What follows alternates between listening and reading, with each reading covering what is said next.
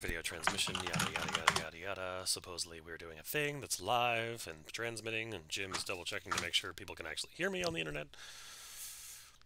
Or he's not. I mean, which I must am. be. I'm checking. Okay. Just silence. As you can see, I'm in Yeah. the office tonight, so Very good. I'm not, much louder on not super stream than you are, but nice. we are capturing you. I don't hear any drills. Hooray! Yes. that would Oh be. yeah, no, there's That would plenty be of that awkward if today. he was actually like working while we were. That'd be. Yeah, yeah. Hey, It's my office. I can do what I want. I punch.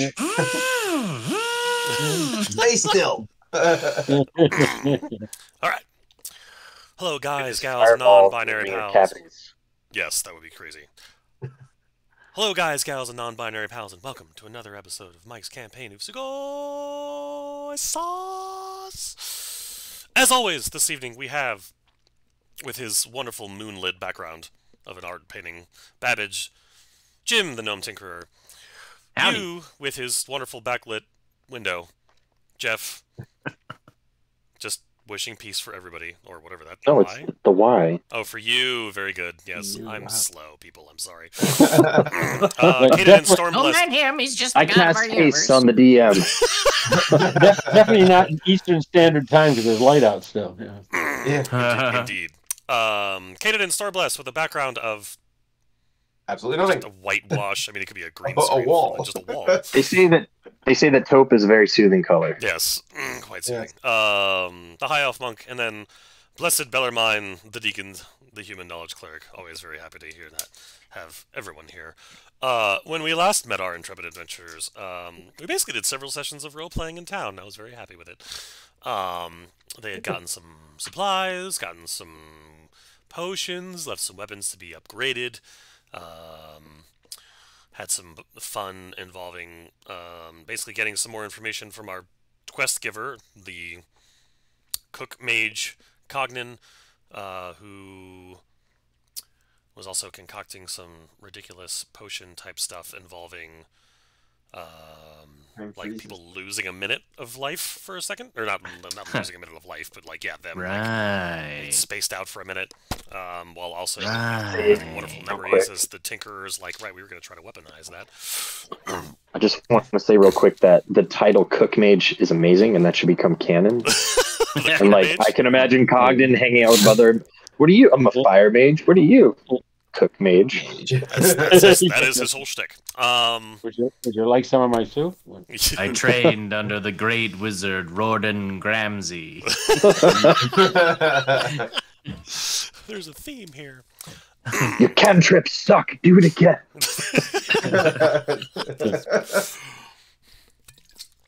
Oh, goodness gracious.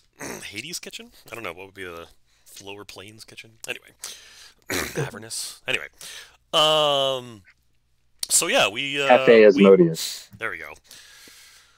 We rejoin our adventurers in the morning after basically the group went to their respective places of sleep. Babbage in the basement after trying to pilfer 4 mana crystals and not succeeding. You sad because he got kicked off of a watch that he was trying to take over on the northern watchtower, or the northern wall. Bellarmine falling asleep in his chair reading nonstop, and Canadin seeming the only one who enjoys a normal bed back in the inn. Their sleeping conditions are just as varied and interesting as their characters themselves. It works out quite nicely. With that, we find ourselves the morning of the next day. I know there was some discussion. There was some discussion last time with Cognan mentioning basically trying to find notes, possibly located in the town to the southeast. The DM is forgetting the names of his own places. Stone Grove, yes. Stone Grove, basically into the moors, for the benefits of all. I will simply move everybody to that map for a second. So, yes, as you recall, we're all here. And yes, basically the next place you were told that basically there was some secret notes that maybe make some sense of.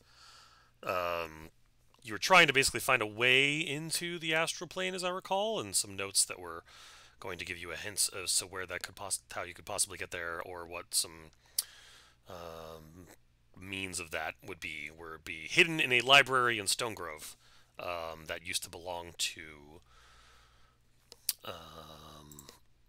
the dude whose tower you're currently in, or three of you are. Uldor. Uldor's tower, yes, thank you. And with that, it's morning. Everybody's well rested, recovered. Morning has broken. And we will start, because he's talking already, just for the heck of it, we will start with Babbage. I'll just try All right. the mage tower. Well, now that I've got this petrification potion, I need to construct a method of delivery. And Babbage will attempt to build using the glass vials that he has and the springs and other materials in his tinkerer's inventory. And like an old, like 1940s perfume atomizer with the little bulb. squeeze bulb and the sprayer and the vial, with the intent of the sprayer to jettison the contents in a 15-foot cone. Okay. Now, quick question. Is Jim higher pitched to everybody else, or is that just me?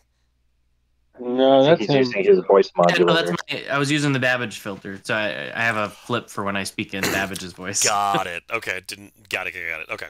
My apologies. That's just the in-character thing. Got it. Yeah. safer Sorry about that. I than didn't mean to helium. confuse everybody. So, okay, you're trying to create an atomizer with a perfume bottle.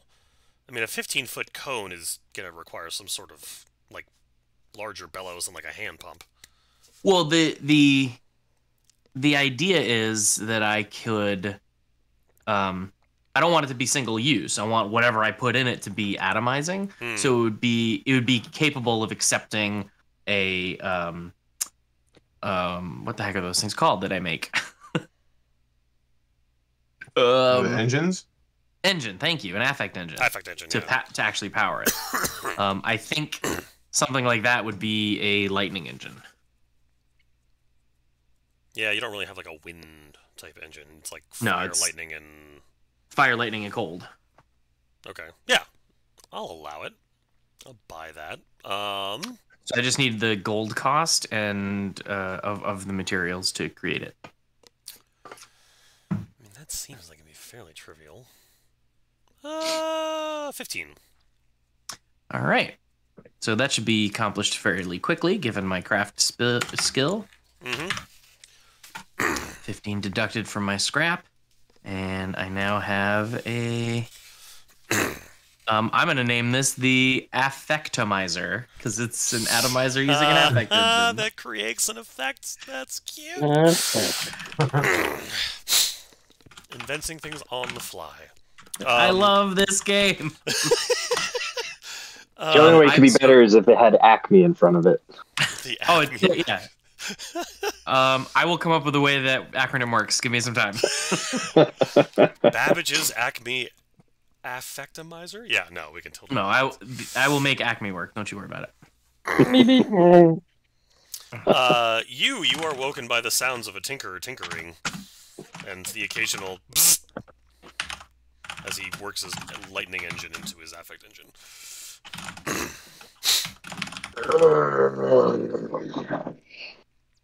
Stand up, stretch, do some druidic yoga.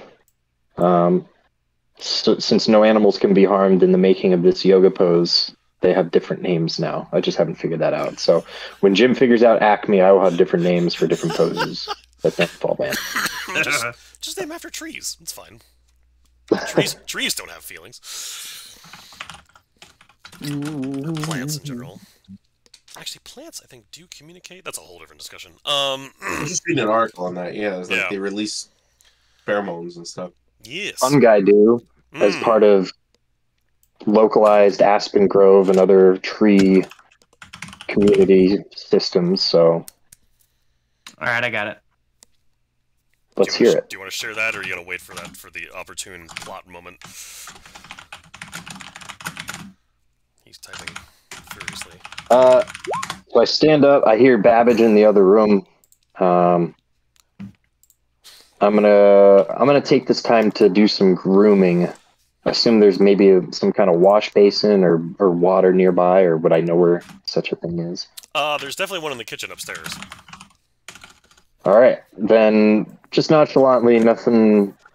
Also, because I don't, at any moment now, I might be pulled away to go lift some furniture. I'm going to spend this time grooming, combing, bathing, degreasing, trimming, all that. Very good. Okay. Bellarmine, you wake with a start because you fell asleep with a book in your lap, not realizing the time had passed and you'd fallen asleep. What time is it? What time is it? Oh, wait a minute. Is there a window in here? No. Actually. So I amble down the stairs to see what time it is. There is a window in the library, in the lab kitchen.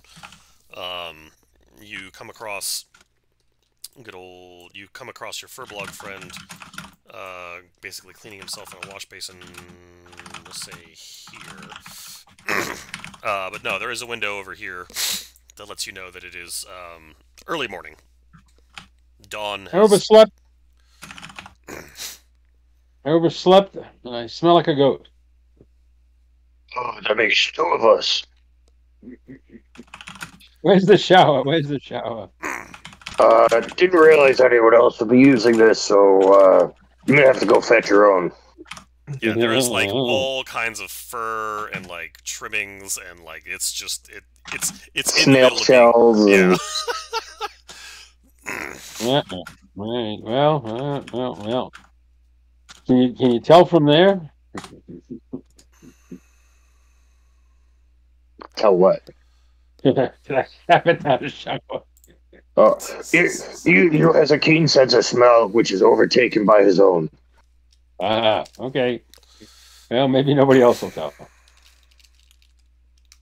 I'm looking for any kind of herbs that I would know that produce a lasting fragrance. Kind of like those little pine trees that you hang up from your rearview mirror. Oh, balsam. If there's balsam, that'll work. I mean, where do you see this balsam? If there's balsam, that'll work. You usually find it outside on a tree that looks like a spruce, but it's a I'm not. You is not very presentable right now, so whatever's on hand. There's all kinds of random things in this lab, but as you've learned, Cognan doesn't really label anything. So you have to sniff everything just to know, and that could be dangerous. So a soaking wet furbog that looks like Cousin It from the Addams Family is now snooping at nose level in the lab. That's the visual. Okay. You have... Alright, so... Jeez. So you come across, like... There's various different, like, vials that are tapped. There's different, like, jars that seem to have all different kinds of spices. I mean, you think you've come across something that seems pretty neutral so far. I mean, you smell some ginger. I found some cloves. That might help. Bellarmine does, in fact, find some cloves. You doesn't have much need for clothes. Or just crush them and spread them all over the place. Oh, clothes with a V. Cloves, not clothing. Clothes. Oh, I thought you was misunderstanding that as part of his character. Yeah, just crush them up and spread them around. That'll do. And if you have a toothache, you can shove it up in your mouth. This reminds you of when he was a young druid in the forests of yesteryear. It's been a while.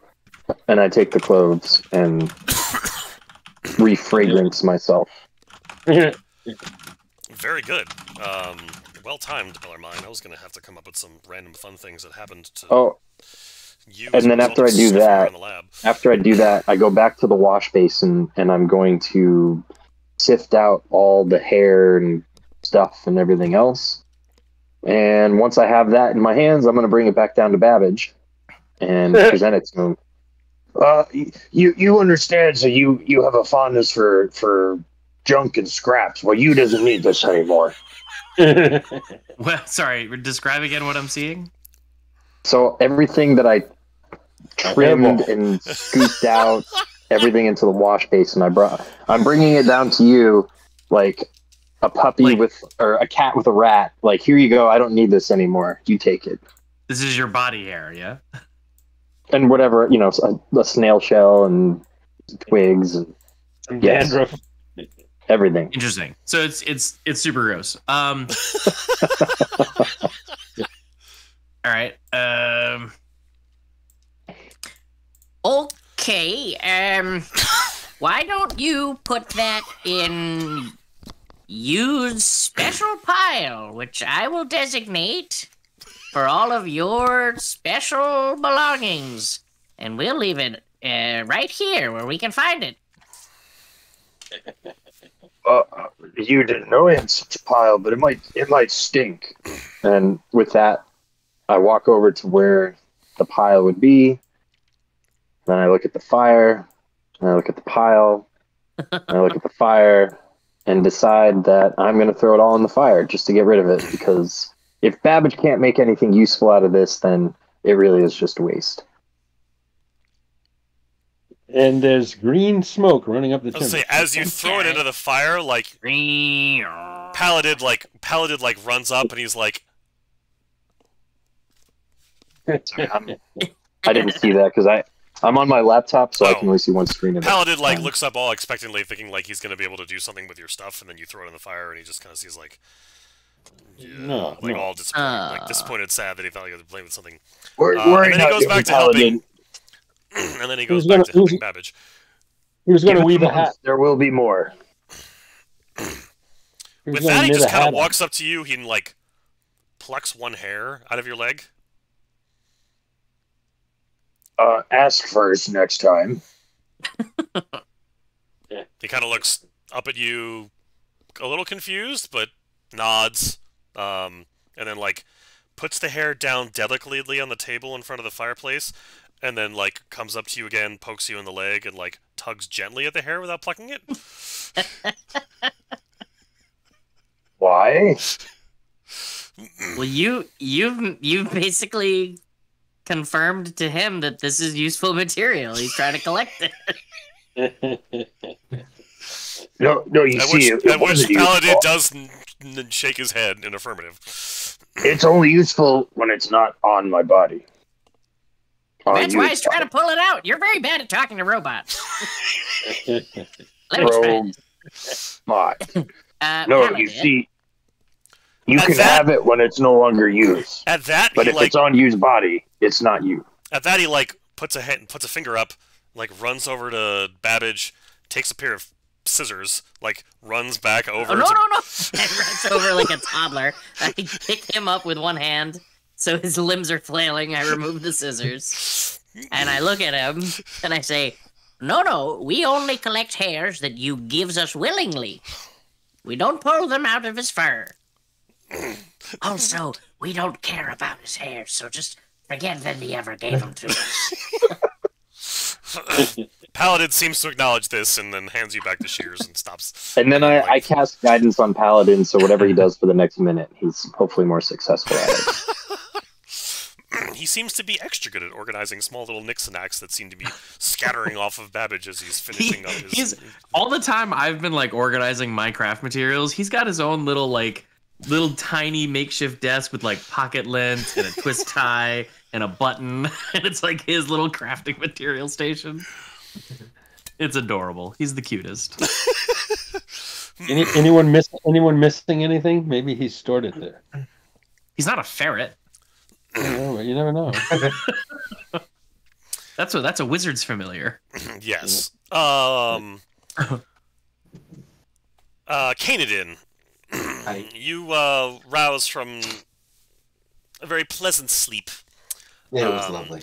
Having great rest. Slept in a bed after sleeping in freezing cold rock for a week or however 4 days, however many days you guys were exploring the north.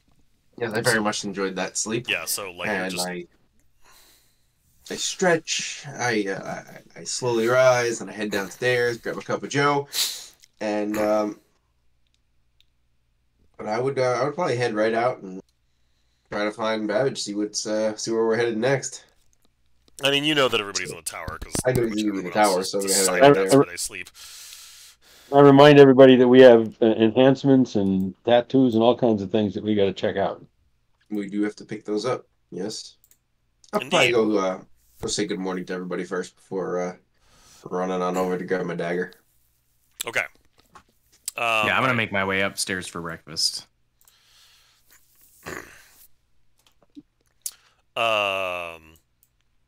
Okay, when you say make your way up for breakfast, what are you intending to do now that you've created your Acme? I'm gonna head upstairs and see if there's anything that Cognan hasn't made for breakfast. Yeah, Cognan is. Oops.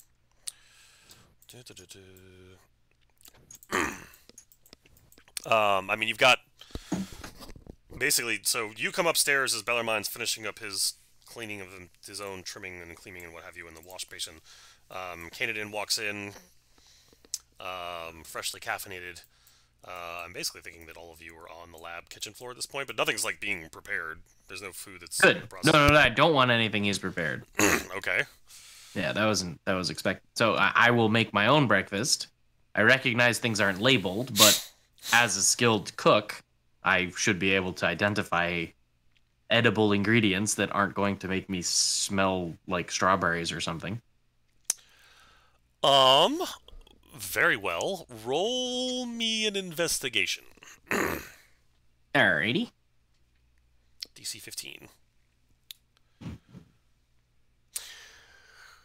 Okay, so you have no problem, like, you find, like, a bushel of eggs, you find what looks like somehow magically preserved slabs of bacon that need to be cooked in one of the drawers underneath the middle table,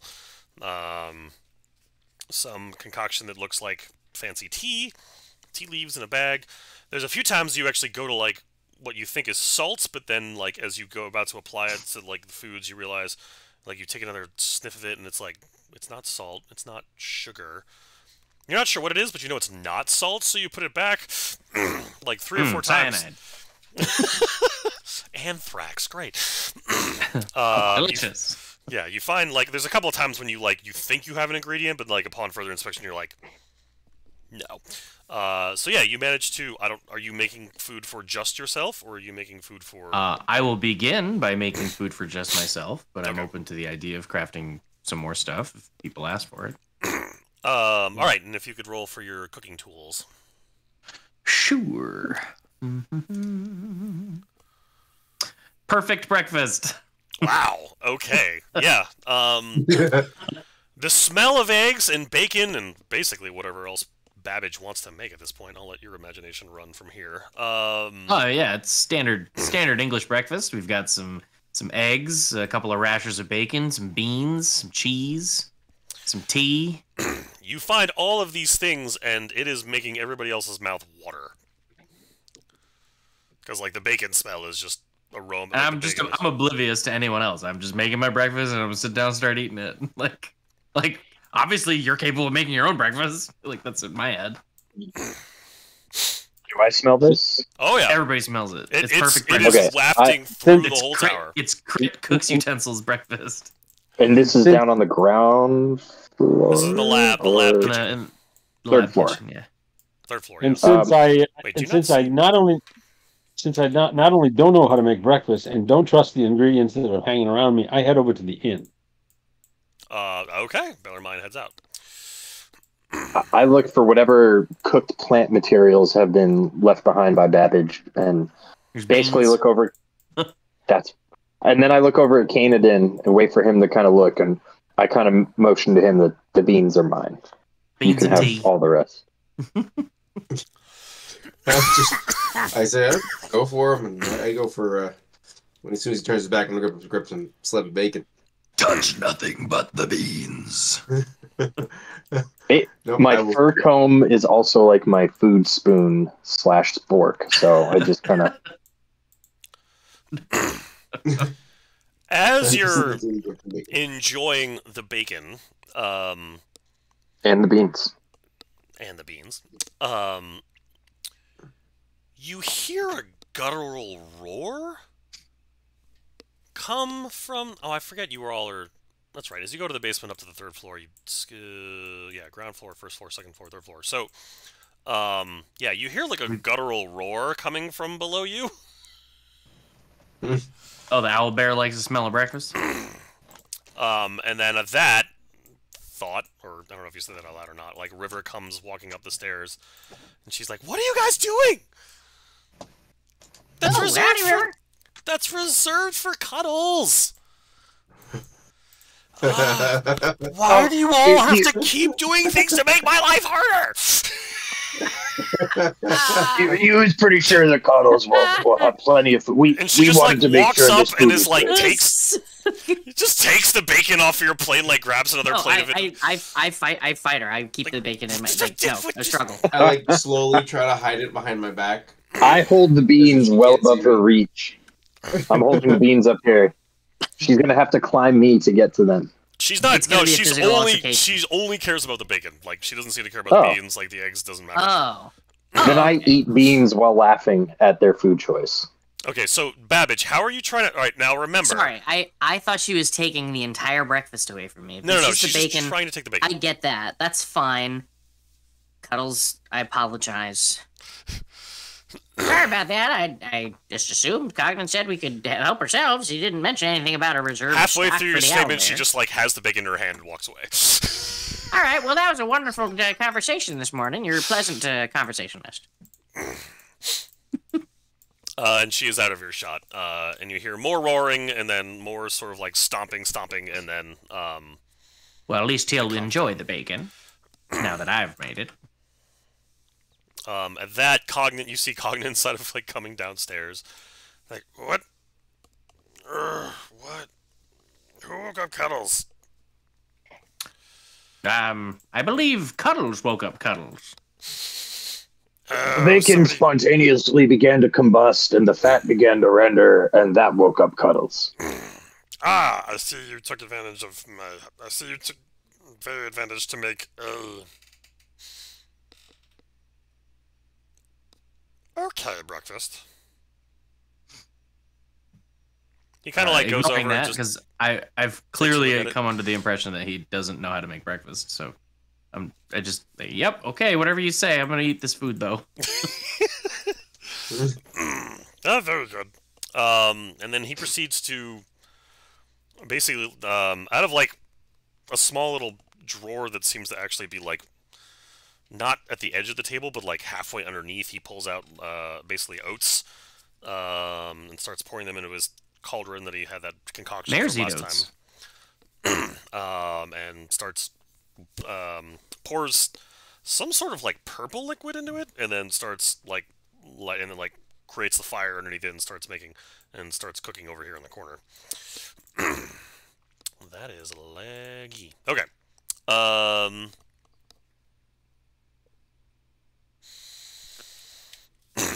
So I guess everybody's pretty much fed at this point. Bellarmine, you're headed to the inn. Just headed straight there, just looking for food? Yeah. Okay. It's a cloudy day as you're outside, so you've been used to fairly decent weather recently, but it's actually overcast. Still nice and bright out. It's still a nice, pleasant, like 65 degrees out, slightly chillier than you've used to been, but for the most part, it's a nice day. The Canada Inn, you would have experienced the same thing coming over here, I realize. Bring everybody to... We go to town, and then for the sake of just wondering what's going on, the spade.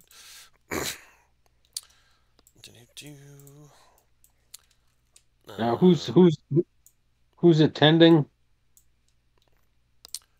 Give me a moment. No, Malcolm's not there. There's all right. Dolan's behind the bar. Oh, I walk over and go. Any chance of getting some breakfast and coffee? Yes. Morning, Mr. Good Bellamy. morning. Happily able to provide for you. Anything particular you'd like for your breakfast? We don't have much, but we can happy to oblige. What do you have? We do have a few eggs left over. I believe I can make some. I can fry up some potatoes for you. Let's see, some oats. Eggs, home fries, oatmeal, and coffee. That sounds good.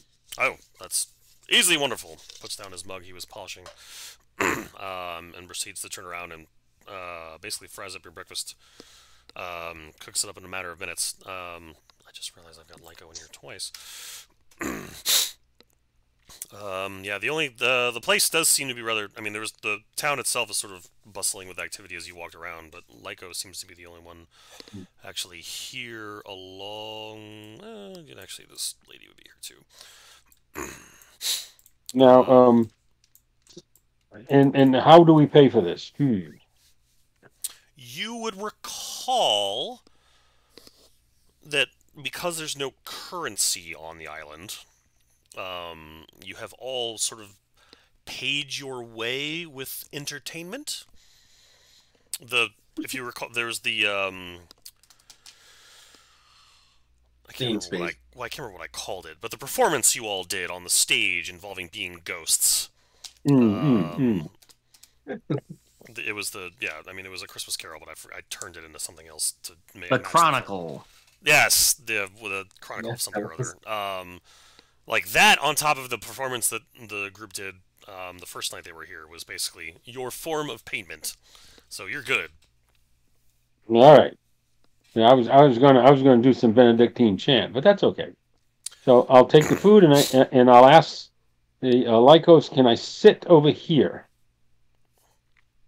Any chair is available to you, by all means, yes. The fire is lit and warm.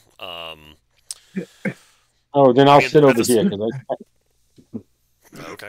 I mean, Dolan, at the suggestion of a chant, I'm like, we're happy to have any form of entertainment or worship or any sort of expression of yourself that you would care to share.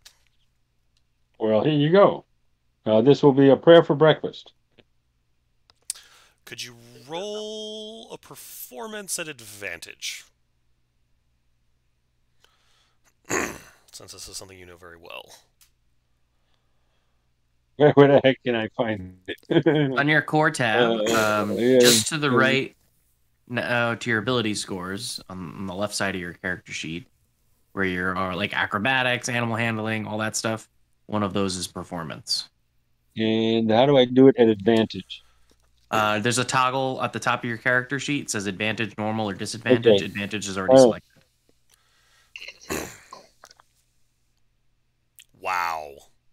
Unfortunate. So everybody says, shut up! So you're out of practice. At least, like... That's a very nice way of putting it. Yeah, your voice is still groggy. He's trying his best. Your voice is groggy a little bit. That's exactly what it sounds like. That was that's wonderful. Well done. Yeah. When you're finished, the room is just dead silent, save for the crackle of the fire. And Dolan just... Yeah, no, they let you eat your food. No one says a word. Well, they figure if I fill my face, I'll shut up. Like Lyco and the lady across from him, who happens to be named Frida, just sort of like look at you confused for a good 20 seconds. And then she just kind of stands up and seems to politely let herself out. Leaves. Just leaves. I can't take it anymore. And you're enjoying your breakfast. Very good. All right. And I didn't get in trouble. No. No. I was going to yell back. You can't blame me. All right. So, for the most part, everybody's fed. It sounds like. Yeah, it looks that way. What is the rest of our party doing? Kanadin, what are you up to? Uh, I would head over to Babbage and be like, all right, so we're heading out. Yes, we grab our stuff and go. Next Yeah. phase. Yeah, I'm gonna now go that pick we've up my all dagger. eaten breakfast, I think let's collect our belongings that we're still waiting on and make our way over to Strongtown. Excuse me. Strength Mount, Stoneport, something like that. Stone Grove One and of those. Strongmont, yes. Yeah, Stone Grove. I'm itching to try out some things. Let's go. Well, hopefully we don't have to try anything out, but it's always good to be prepared. Do you really honestly believe that? I do honestly believe it's good to be prepared. Fair enough. Oh. So, is there two or three places we need to go to? I think it's three. The guy with a mask, the Do you want me to one bring you to with the map? I don't know where I'm at. Oh, wait a minute. Oh, I'm right here. Oh, yeah. No. I mean, like, do you want me to bring you to the island map? Oh, no, you're talking about in town. I'm sorry. Yeah, well, I mean, once I get together with the guys, I want to show them something, but that's different. Okay. All right, so Kanadin and Babbage, and I'm assuming you, who has yet to walk away to have to put a...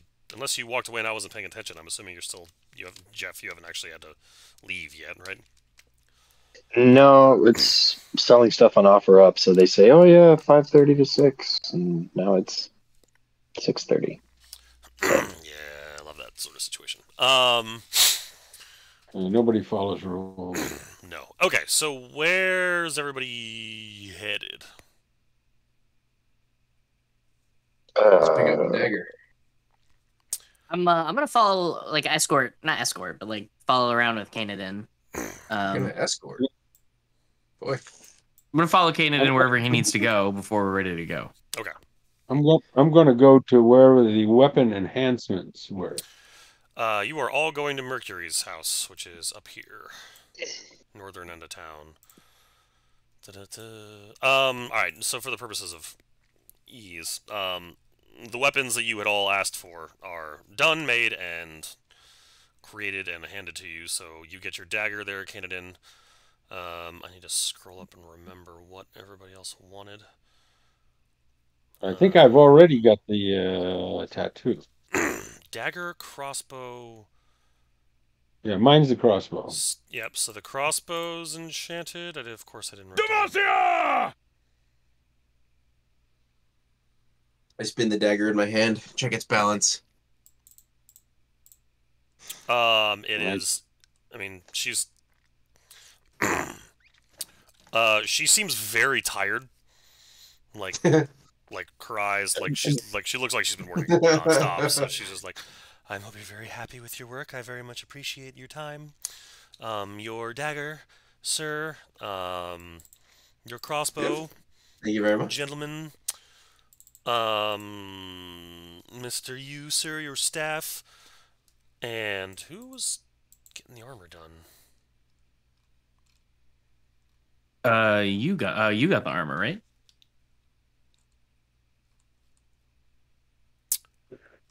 Trying to remember. How about this? Would this help? A mass healing word? Would that help her out? Not exhaustion. No, she's just tired. Right. She's not injured. Okay. All right. I, for the life of me, cannot remember because I didn't write it down what everybody actually wanted on these items. Oh, I got the light. What is it? Thief's light. Okay. Yep. Thieves' Lives on the dagger. Please write that down accordingly in your character sheet. I will trust you to do that on your own. And dude. Actually going to edit here. I'm trying to remember. weapon enhancements. In I think it was portent. That would make sense. There we go. Portent on the crossbow, and I walk in and notice the exhaustion, and I ask her if she'd like to have a blessing. Oh, you would be blessed by their mind, sir. You would be utmost appreciated if you would. Anything you can do would be as a form of thank you, or however you would like to do is perfectly acceptable. So I give her a blessing and a holy candle. She kind of drowsily says, "Thank you." Takes the candle and puts it on her table. Let's see. Sure, she didn't put it on one of the points of the pentagram on her floor. No, she did Nope. not.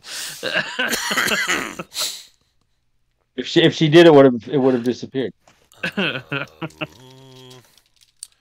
Dad's character is like, I must save the soul. Working on it. Okay. That's why I asked first. I'm learning from the owl bear girl there.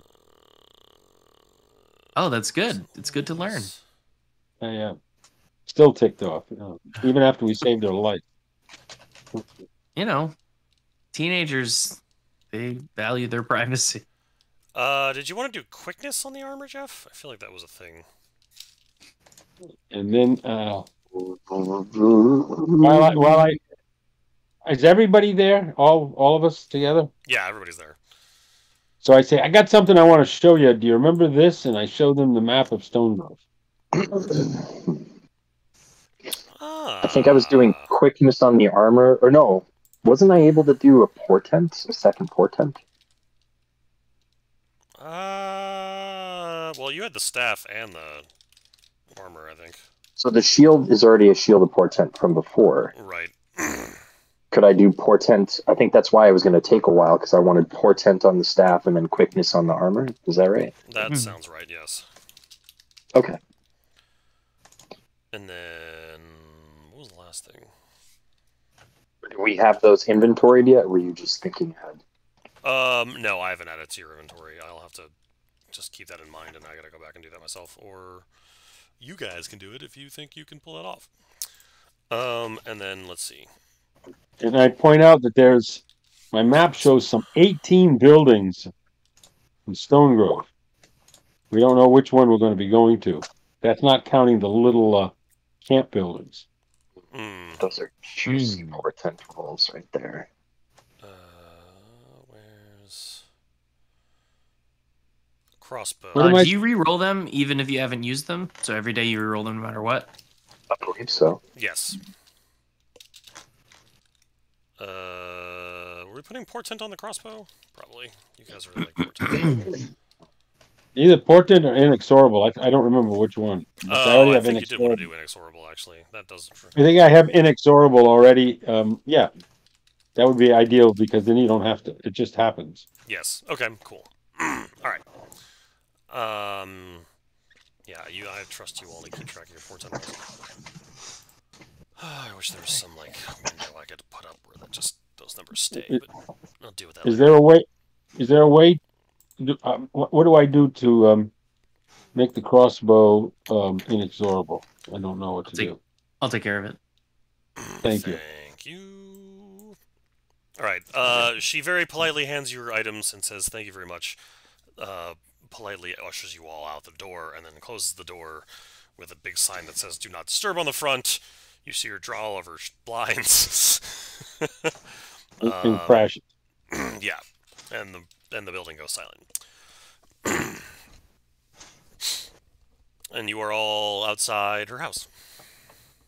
And so you guys already looked at the map, right? And I already pointed out that there's 18 buildings. We don't know which one we're going to. Hold on. Give me a moment. I mean, I have it up, but I don't think they can see it. Oh, did I give it to you as a handout? Yeah, I have it. Okay, hold on. It's called Map of Stone Grove. And right below it is the world map. It's called World Map further along. There we go. Oh, yeah, that's all players. All right. All right, that should pop up on everybody's screen now. Mm-hmm. So that's where we're going. Sorry, this is Strongmont or Stone Grove? Stone Grove.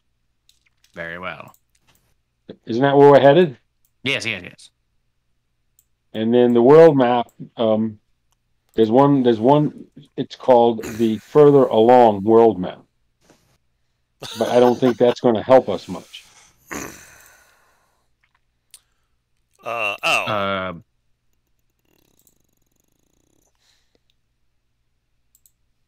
Yeah, that won't help us.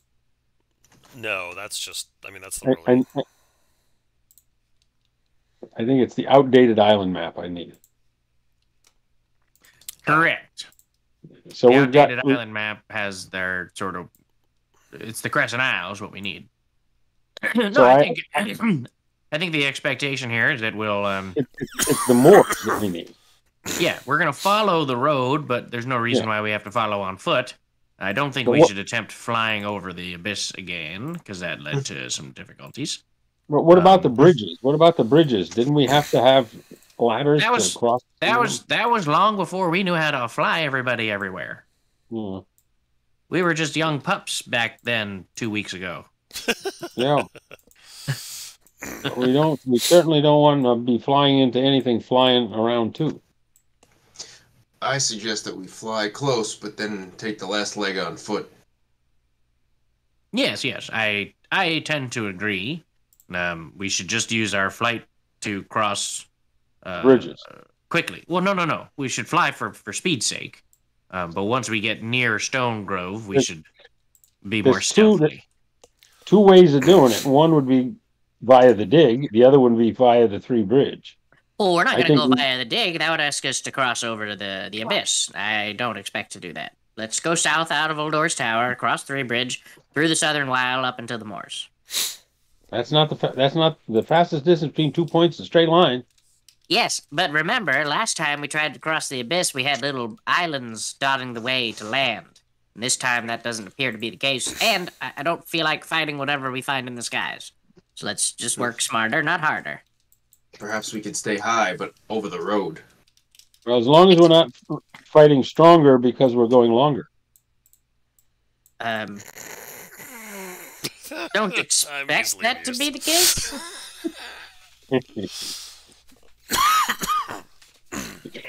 I feel like the closer we are to the marked roads, the safer travel will be. Yeah, good luck with that.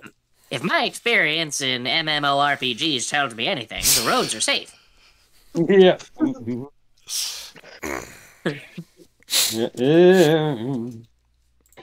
Yeah. All right, we'll do it. What do you guys say? I say we follow the road, fly south, and stick to it until we get approximately here. And walk I don't see any amber bricks, but okay. Yes. Now droll. All right. Okay. So you have a plan. Yeah, I think we have a plan. I think we do. Onward, Christian soldiers, marching as to. Oh. All right. So how are you heading out of harm's way? South. South.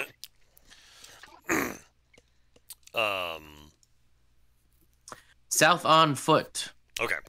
that was the big question. All right. So, all right, you're all gathered. I assume you basically are leaving from Mercury's enchantress home out the southern gate.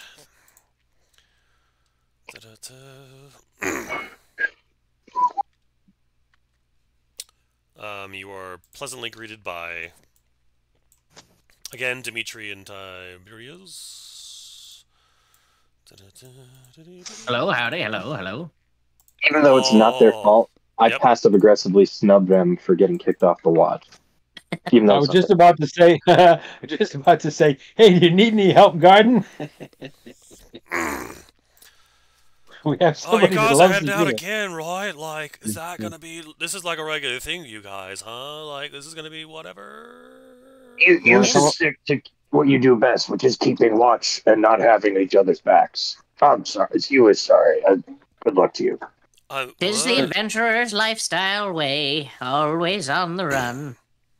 Run? What are you running from? Dude, I said run, I meant road. on the road? Oh, right. Okay. Like, On the how close to- road. Road. All right. Best of luck to do whatever. Like, okay.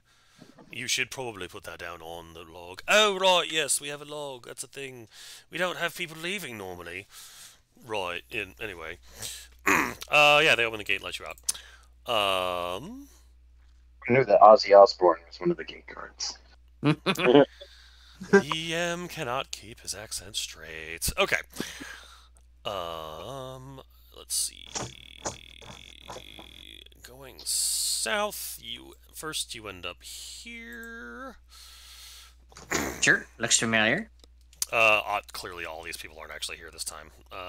Right. Yeah, moving along the amphitheater. Make your way to the fork in the road. Down to the south. Lyco's not there. When we get to the fork in the road, you always wondered why they call it a fork in the road? The road may appear to be a fork, but it's not in the road. Never makes sense. It's better than a spoon in the dirt. Depends I just on leave it at that. depends on who you ask. I was about to chime in, but I would much rather observe this conversation. or a knife in the back, you know. Oh, are there roguish types? Yeah, I haven't seen many of those buggers. You never know. At the term knife in the back, like, Paladin, like, takes a small little, like, bread knife and tries to walk over to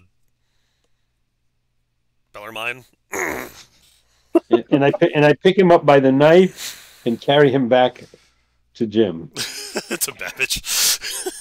To Babbage. Because he won't let go. You know, he's still holding on to it. No, yeah, he does. I also hold him by the knife and place him back atop my shoulders. At that, he puts the knife away and then pulls out a spoon and then hops down and just sticks it in the ground. There you go. And looks over at Bellarmine. And I say, Yes. that's material that you could salvage. You know. Clearly, this is less effective than the fork in the road that we're traveling. Thank you for being so literal. Remind me to disassemble you later. You are welcome. Paladin seems sad and then puts the thing away. Or puts his utensils back away. I assume you were all... Alright, so you're continuing South. to walk on foot southward. Oh, I have so many... So many what? Right, so... Maps. I have so many maps as the DM. Oh, I thought it was going might to be my cue. I'll be back. So many bugbears. And creatures to kill us. And... So yeah, I mean, it's taken a little while. I mean, you guys are familiar with these roads because you've done this once before, but just walking along slowly.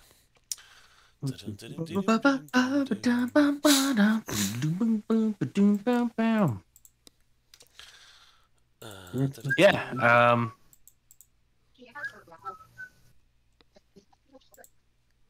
Continuing to walk on foot past the logging hut. There's been a few more trees cut down since the last time you were here. Moving along to the southern split. Whoa, wait a minute. There's been more trees cut down since the last we were there? That logging hut is in use? Is it in use by the town of Oldor folk or Arms Way? I thought it was like an old abandoned logging hut. That's an in-service lumber mill? Yes. By whom? You don't see anybody there at the moment.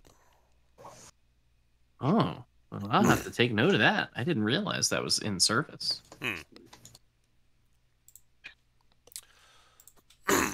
Oh, whoops. Lumber mills have tools for maintenance. Tools for maintenance equals useful scrap material. Updating tokens. No, Dad, it's not made of mithril. Just checking. I tend to look under a lot of rocks lately, you know. You get to this additional split in the walkway of dirt. I assume you go a direction? I believe we need to go this way from here. No, we need to get to Three Bridge. What am I talking about? Three Bridge is south. So you're going south. Okay. To the best of my memory. I mean, there is a signpost that tells you that, yes. Yep, so moving along. Okay, so it takes you about half a day until you... Let's see. Nope. This is where things split. Where's... There it is. Okay. So, after about half a day of walking, you are presented with this familiar... Ah, yes. The old Three Bridge. Time to fly. Yep. I start nudging the Furblog, saying, all right, Boyd, get us in the airborne. Does he cast Polymorph for that, or does he cast Find Familiar for that each time? I believe he casts summon woodland creatures and has them cast polymorph on us. Summon. But I don't know if that's the case anymore since we've leveled up. Right.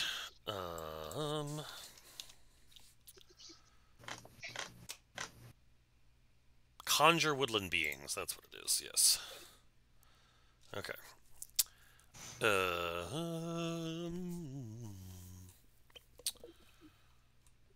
Cool. Okay. For the purposes of this, I'll just say that you get two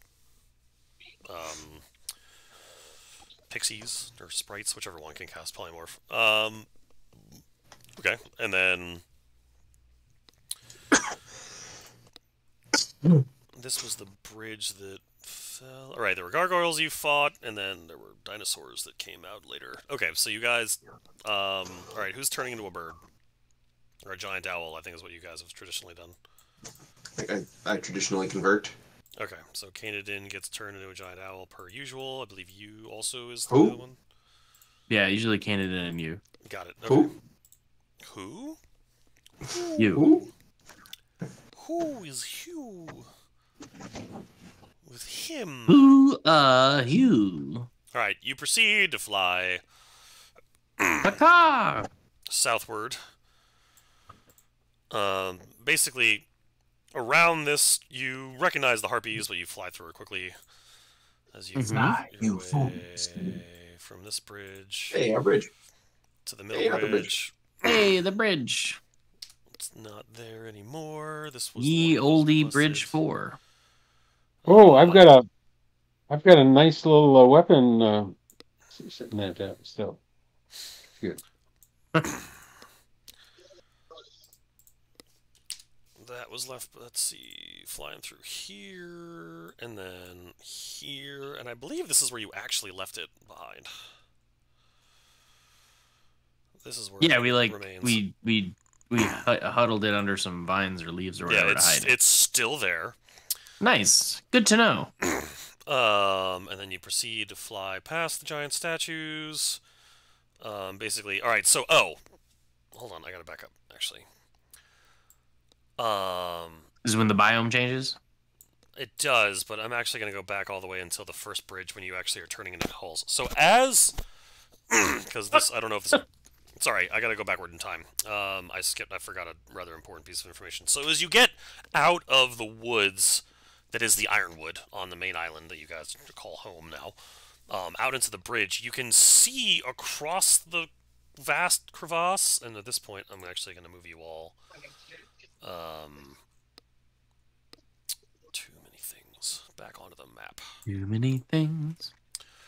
Alright, so you're all here.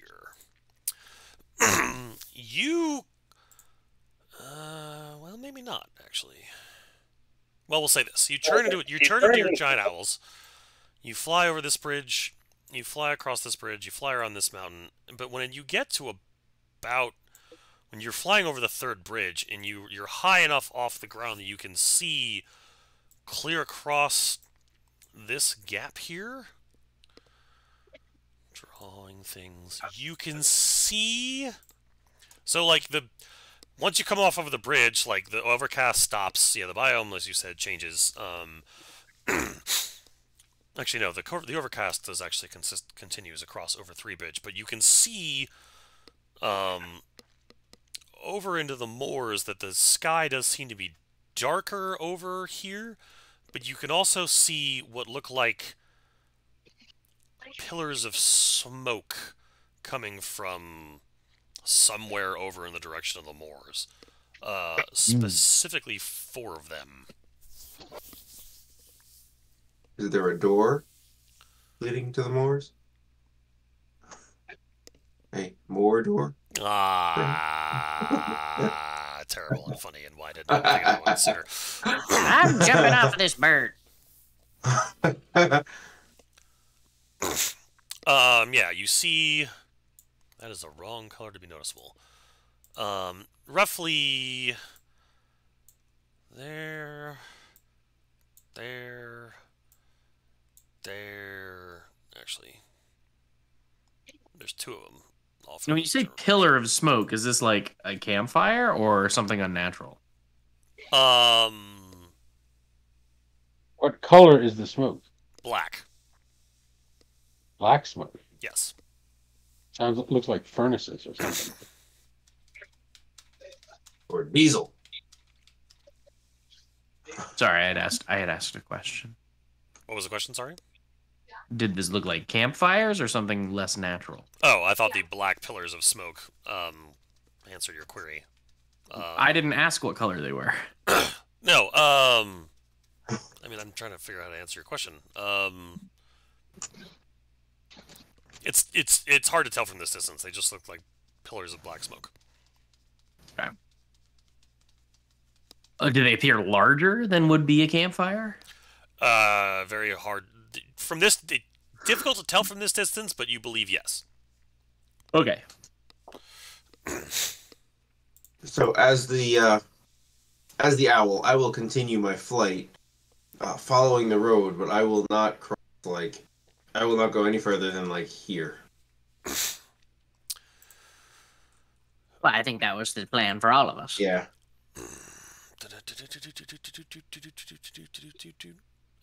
Where were you? All right, 3 bridge south. Okay. And then you went to the southern wilds. Okay, flying. So, okay. I mean, the map makes the trees look sparse, but as you may recall, they're very actually thick here. Are you trying to fly above the tree line? Yes. Okay. Jeffrey is moving. Does that mean he's rejoined us?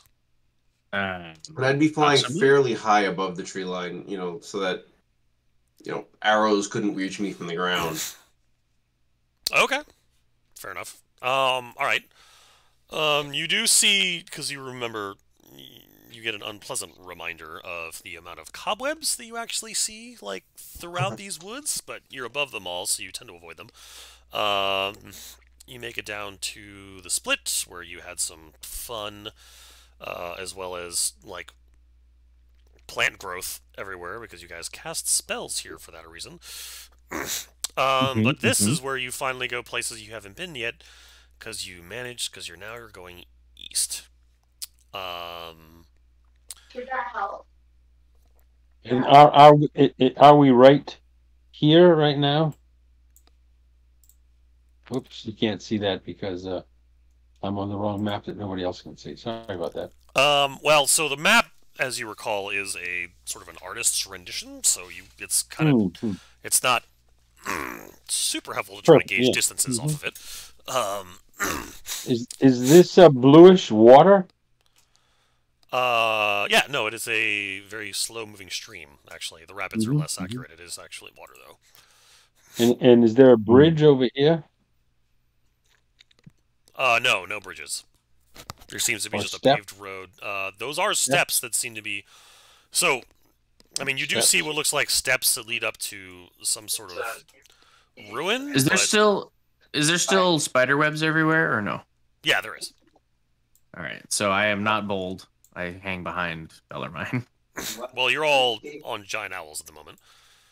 As who are flying relatively quickly. You find yourself again further into the woods, flying again fairly quickly overhead, and then this one jumps to. So toward like mid-afternoon, evening time frame, you can tell at this point that the. Oops, hold on. There we go. I moved you. I didn't move myself. Yeah, you come to a point where, like, the road in the woods, you can see, like, because you're following the road, like, the woods suddenly becomes, like, the ground you can see beneath you changes from being, like, solid to more, like, murky and muddy and sort of boggy, and you think and, like, the air, the light in front of you, like, the whole space just seems darker, cloud cover seems darker overhead. Are these lights or fires? Let me get there. So, my question to you all is: are you trying to enter into the moors a bit, or are you landing ahead of time? Because you're basically right at the edge here where you are. Giant. So we're at the edge of the moors. Is that what you're saying? Canadin, what are you doing as the giant owl? Landing and requesting to be transformed back. Okay. Because I can't dismiss it. Right. No, you do so. Okay. All right. We hoof it here on foot.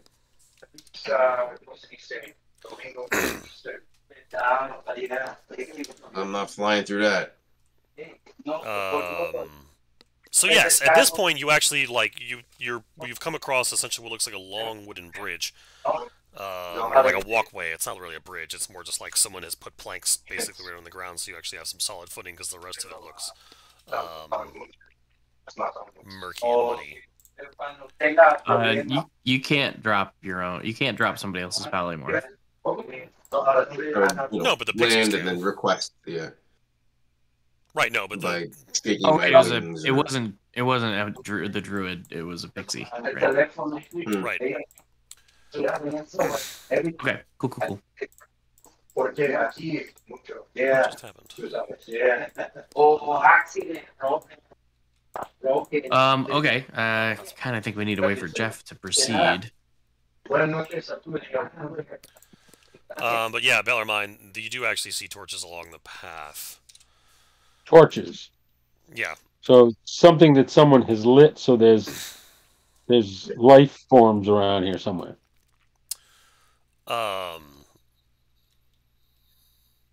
Because torches don't light themselves. That's true. Can All the I more reason to proceed with caution. can I cast light? We wouldn't need light if there's torches, but you can always Well, cast light. That only I just want to be prepared because what if the torches disappear or go out or there's no more and it's pitch dark? Light is a spell that you can cast because it's a cantrip. You can just cast it at will as an action. Yeah. I think I want to hold back because we don't want to alert other people that we're here. But on the other hand, we don't want to end up in the goop or something. Yeah, I don't want to be in any goop. Jeff, I used one of your. I didn't actually go into your character sheet and do it, but I assumed you cast polymorph to make everybody fly, and you've just rejoined us as we've made it to the edge of the moors. I'm polymorphed or wild? I assumed you cast woodland creatures. Conjure woodland? Conjure woodland, yeah. That's the only way to get That's the one. painted in. Yeah. That's the one. No, because that's has a greater resource than the wild shape, which is only 2. Yep. Okay. Sorry about that. So it worked out but I had to translate it into Spanish for the guy, and then he had to take out, like, literally had to use an Allen wrench or whatever to unbolt one of his back seats to fit everything inside, and I had to help him with that. So. Yeah, things don't always go according to plan. Okay. Well, no, he was a very nice guy. It was like, all right, let's just get this over with. Okay. So we're at the edge of the moors. We traveled uneventfully over the bridges, following the road. We are at the border to the moors. The ground has changed to more of a swampland, bog type ground. We are approaching now. Perfect. A path. You just cleaned himself for once. I do want to point out these yellow circles. Oh yes, as we were making our way over the bridge, we could see in the distance 4 large black pillars of smoke, though we don't really know what their sources are. Just they are in those general vicinities on that map, those yellow circles. Copy. And then we continued flying along the path and are now at this path, which is in fact lit by torchlight, which Bellarmine, I think, correctly assumes had to have been lit by somebody, so we don't necessarily want to alert anyone of our presence, and we're determining how to proceed. Light. Meaning we don't want to necessarily follow the lit path, or we don't want to create extra illumination. We're having that conversation. We just, if there's torches lit, then somebody lit them, so proceed with that knowledge. Yeah, I was going to cast light, but I decided not to do that because if we go off of the path, it's goopy on both sides. And we don't want to go on the goop. You has not traveled through swampland in quite some time. I generally avoid swampland altogether. I'm only so tall. A quick bog could be enough to scoop me right into the ground. As I say that, I start scrambling up Yu's shoulders.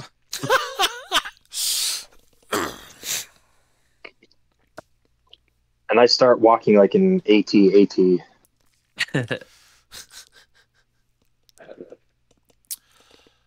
Where is who during all this? Who during all this? Usual, within 100 usual. What's the range on his telepathy? Is it 100 feet? I think so, yeah. So, quite often, several times a minute, he's higher up, a little farther ahead, but several times a minute swoops back within range, say like every 10 seconds. Okay. So, as you were all having this discussion, who is circling overhead, flies further in like he normally would, like you're used to him doing, and then he just seems to dematerialize and fade out. I gotta hit the bathroom. I'll be back. Who? Where did who go? Do you have a connection to you? Do you have a connection to who? Hello? Is this thing on? Is he blinking in and out of existence? No, sorry, that was he shouldn't have come back. That was my bad. Okay. Sorry, getting over a head cold.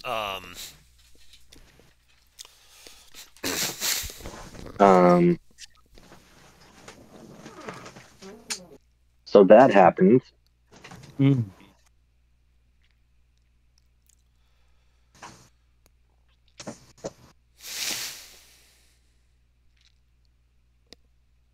we all waiting, I guess, for Bellarmine? So you lost connection to who? You cannot speak to who. This is unnerving. Most unsettling. Who is? Yes. Can you pinpoint where that happened?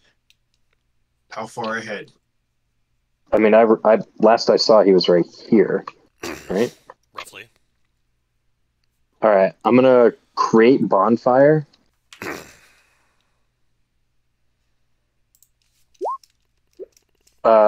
I'm not actually going to try to set it on the wood, but I want to. I guess it has to be on ground. I'll set it just next to the wood, so I'm not making a bonfire on the wooden path. But I want to see if there's any more of these magic fields, shields, any and all of the above.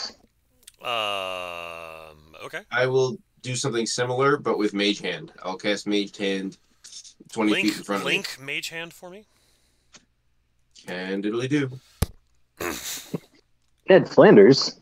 Mm-hmm. Okay.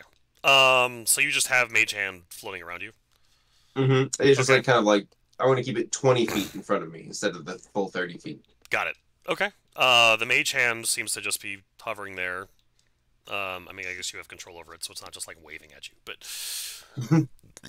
you create the bonfire, and it seems to Gestures in all sit there directions. in the muck and slowly, seems to be just sitting in the muck. I'm going to take slow I'm steps forward Singing it. until I get, approximately 15 feet away from where who disappeared. Okay. Babbage, what are you doing? I'm on the shoulders of giants, Ah, you're just following. You're next to you. You're attached to you. Got it. Okay. observing. He's Isaac Newton. I will assume Bellarmine is just following behind. Okay, so you're making your way forward. So, yep. And then is So, my Mage Hand still staying in front there? all right. Are you just going to continue walking until something happens, or are you stopping it? You're No, I now would at stop. about. Go ahead. I mean, you're now roughly 30 feet away from where you thought it disappeared. Okay, then I will be cautiously moving forward until I get. I'll push my hand forward to 25 feet, and then get to 20 feet away. As you push it out to 25 feet, the hand itself, as you're moving it forward, starts to just dissipate. Do I see where that is? Can I pull Um, it back, foot at a time, We'll say and roughly stop this here disillusionment? for the All right, I'm going to cast Bonfire here. I gotta stop giving you ideas in my campaign.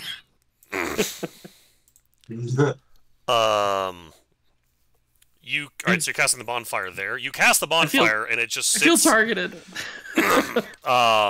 The bonfire just seems to. You create it, and it seems to be sputtering in and out right there where you've put it. You has a bad feeling about such. Oh wait, that was the other campaign. That's right. Okay, sorry. I was going to say something that would have made no sense. It's fine. You think there's a disruption in the magics of the world here? Well, it wouldn't be the first time magic's been disrupted since we've been on this godforsaken floating rock.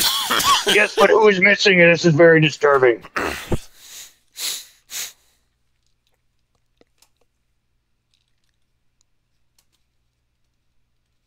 I suppose I could just ritually cast and get Who 3.0, but I don't want to give up on him so easily. All right. So as you pull the mage hand back, it does continue to exist, and you still have control over it. By the way, Canaan. Okay, so it's still so it's only kind of like a transient disappearing as it passes through that barrier there. I would pull it back. So I Is there will a approach visible closer. barrier, or is just a point in space where that occurs? You don't see anything physical that seems to correspond with it. This path is actually a wooden boardwalk. Yes. I'm gonna hop down. It is. Oh, okay. Yep. I'm going to begin to ritually cast Detect Magic. I'm gonna pull out the mana crystals that I have in my pouch and watch them as I pass the area where the hand was sputtering. As you do so, they do seem to glow. They start to glow a little brighter as you're getting closer to that spot. As you're basically there, they do seem to be glowing a little brightly. But they also have this weird, or a color. They seem to tinge more toward purple, which you have yet to see before. Kanadin, come over here with that mage hand. Yes, sir. Float it right in front of your hand. Right in front of you. It's starting to sputter out. Interesting. Last time we had issues with magic, these mana crystals kept the effect standard, but that doesn't seem to be affecting us here. I take one of my mana crystals out of my bag, which I'm assuming is also turning purple, and place it in the mage hand and issue it forth. Just a little bit, inch at a time. So you're having the mage hand hold the mana crystal? One of my mana crystals, yes. As you push, you basically have to go further along the path? Yeah. It Slowly. starts. Okay, I mean it's starting to sputter out, and then holding the mana crystal doesn't seem to change the behavior of the mage hand. And as you have to go a little bit further, about another 5 feet, the mage hand just dissipates entirely, and the mana crystal drops to the boardwalk. But nothing What's happens this? to the mage hand. Is this torchlight? Do I see torches over here? What's going on? Hold on. What do you see? Let me look. I see 2 torch icons. Oh. They were supposed to just create. You see torch icons? It's not just. Like... Yeah, little white torch icons that have now Oh. disappeared. Okay, hold on. They're gone now, and it's foggy over there. Yeah, Yes. that's a. They shouldn't. Okay, I'm just trying to create light Okay, over Babbage there. can pretend he didn't see that. Yeah. It says place light. Thought... Sorry about that, guys. Hold on. There we go. What did I miss? So one shot a dragon somehow. we as we approach this spot where I'm standing, a mage hand that Kanadin cast dissipated and disappeared, and a bonfire create bonfire that you cast guttered out as well. So something about this position as we move further into the moors seems to be affecting magic in some strange way, almost like canceling it out. And unlike previous experiences where magic was affected by the area, my mana crystals don't seem to offer a radius of safety. And have what no about effect they on said this. something about a dragon? Jeff was being silly, saying that while you were gone, we one-shot a dragon, which of course we did not. Kanadin did.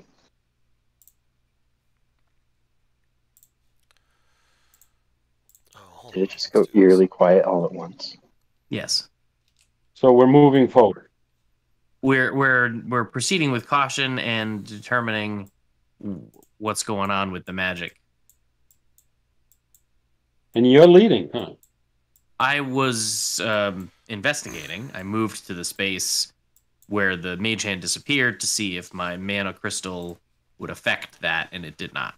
Bellarmine, while you're hearing this conversation, you see off to your right, aka south, some blue dancing lights off in the distance.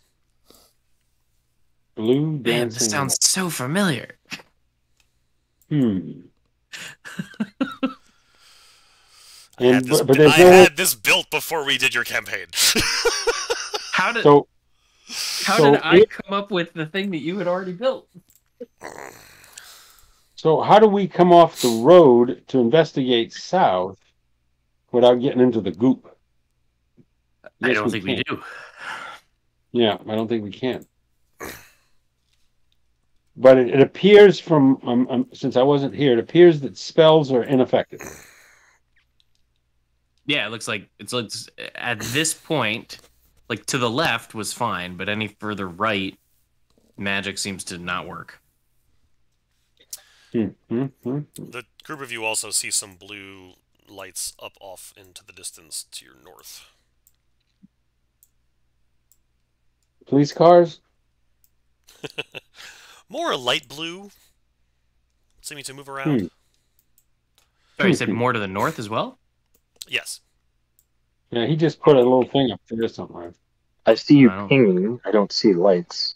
I see you pinging in the darkness. Yeah, but it's fog of war, black. Fair enough. Hold on. Well, let's go slowly forward. Oops. Do you see lights over there now? Yeah, I see the map is being revealed. Yeah, that's because there's lights over there. Okay. All right, so you're all continuing down the boardwalk. What are these red pools? Is it just muck or is it just muck. What is it? Okay. I'm feeling very exposed and I don't like it. So I'm gonna scramble back up on Yu's shoulders. You do that. So do we move forward? Who do you want to lead? You, as you move about 10 feet further with Babbage on your shoulder, Paladin just falls apart. What? Get the pieces. But why? He's not magic? You use magic to construct him, don't you? I don't think so. Let me just check what Dingbot says. Okay, yeah, it is technically the Find Familiar spell.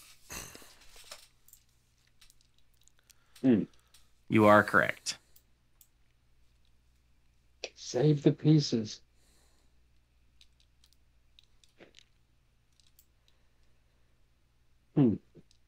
Is the owl still flying around, or did he disappear? No, the owl seemed to disappear. That's how they first discovered that there was this Well, that's sad. thing. Next, I'll have to make Paladin.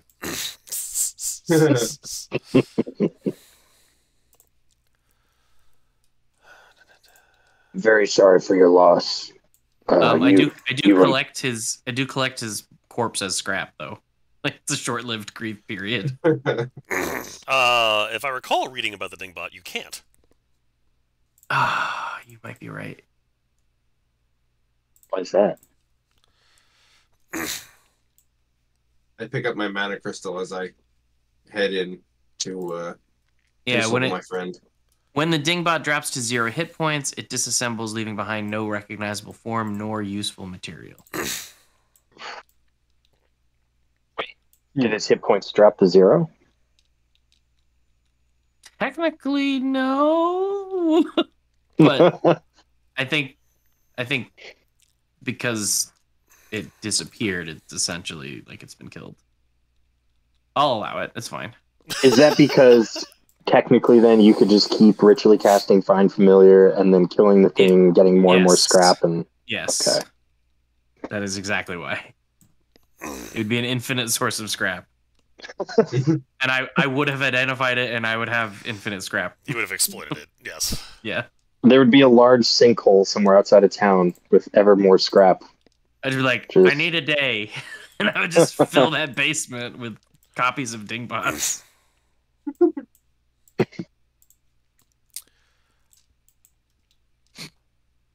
In one 24-hour period, you could create, what, 144 Dingbots? Something like that? A ridiculous amount, yes. Yeah. So you're all proceeding down the boardwalk, I take it? I'm just with you. Boardwalk. In a very depressed state, yet still alert and ready for danger. Okay. What's this green circle? Or green circle? Turquoise circle. Oh, that was where the everything seemed to start going haywire. I see.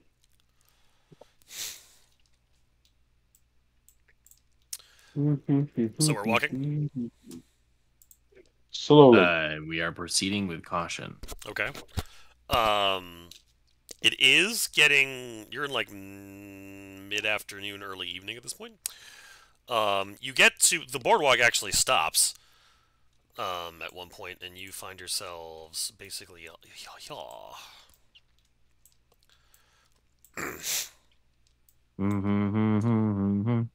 I'm gonna... When we get here, I'm gonna quickly cast Create Bonfire, see if we're still essentially level 1 fighters all over again.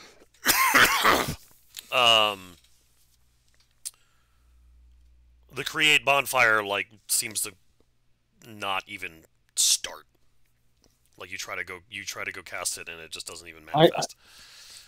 I just have a black screen. Is that what I should see? I don't see any of the other characters. Zoom out. Zoom out. No, he has no vision. Hold on. Oh. Okay. Oh. No, it's just that dark. No, he has vision. It's just that it's very, very dark here. Hold on. Oh, okay. So yeah, we're in an unlit area and you can't see. Let me do this. There. Yeah, it's just the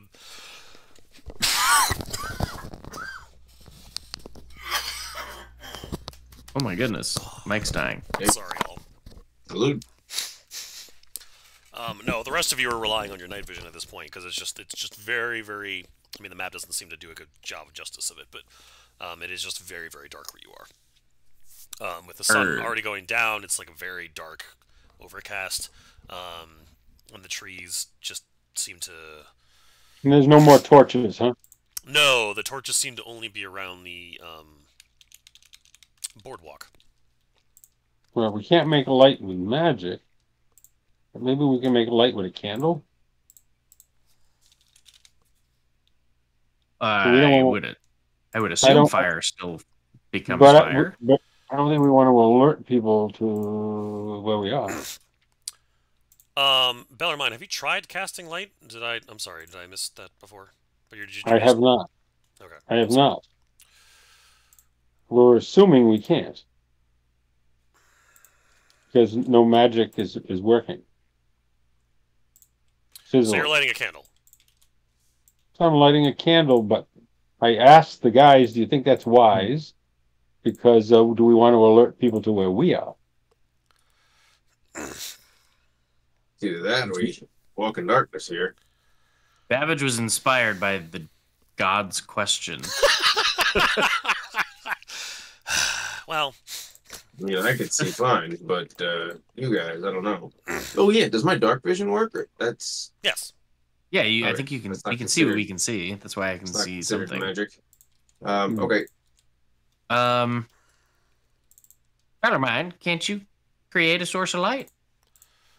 Normally, but with all this magic fizzling, I did not know. So I'll cast light. It's a cantrip, so you could freely try. What object are you trying to cast it on? I'm going to cast it on my warhammer. Your warhammer glows. Oh. Ah! So we maybe have more light. Yes. No, I will- Stand by. Bellarmine's vast knowledge of the arcane notes that both Mage Hand and Create Bonfire are from the Conjuration School of Magic, whereas Light is an evocation spell. Quickly, cast one spell of every school. Yeah, we don't want to waste all our spells. Nah, that was more of a joke. Mage hand. Does mage hand work? No. Can I cast it within? There we go. Conjuration does not work. And If these little my hypothesis is correct, conjuration magic, and potentially others, I think what would be more accurate to say is that evocation cantrips are successful. these little Potentially bridges? others. Oh goodness, Bellarmine where is did he go? wandering off into the darkness by himself. Oh no, it's not dark for me. That's true. you But I are guess creating your own source if of he's light. cast light, we can see where he's going. Good point. I see a little bridge, He's wandering in log the swamp on bridge. his own. Yes. No, I'm on the trail. The trail through the swamp. Please don't run away from us. And there's some logs over here. I think Up we should and then move down. forward, but move forward cautiously. All right. You keeping up with them? Yes, I'm looking to see how many conjuration things I should avoid.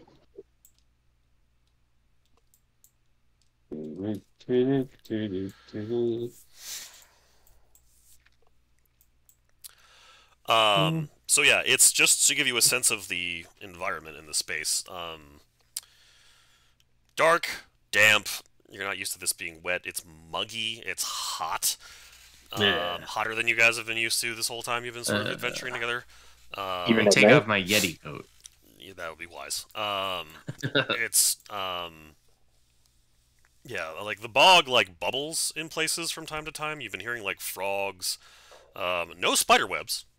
What do I smell? Oh, no Um, spider webs. All right. What do I smell when the bog bubbles? I don't. What would Sulfur. like meth? Yeah, sulfur and methane probably, or I don't know. Methane. Sulfur maybe. I would like to take my the bladder that I use for the expandotron thing and try to capture some methane from popping bubbles.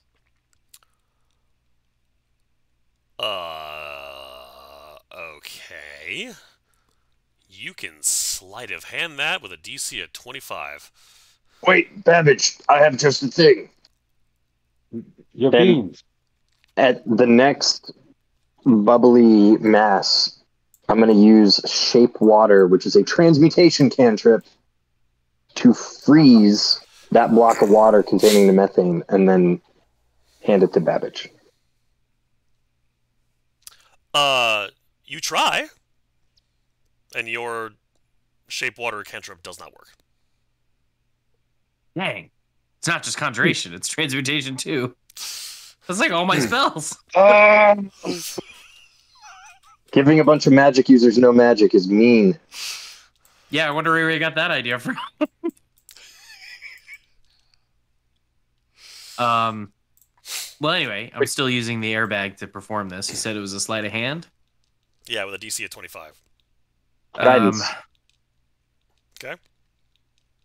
Divination. Is that successful? Do I feel guided? You do. All right, great. That one worked. So we've got a check mark next to evocation and divination. Do I feel as though I am resistant to anything? Guidance is literally the only cantrip I can use now. Touch myself on the forehead. You, Canadian, you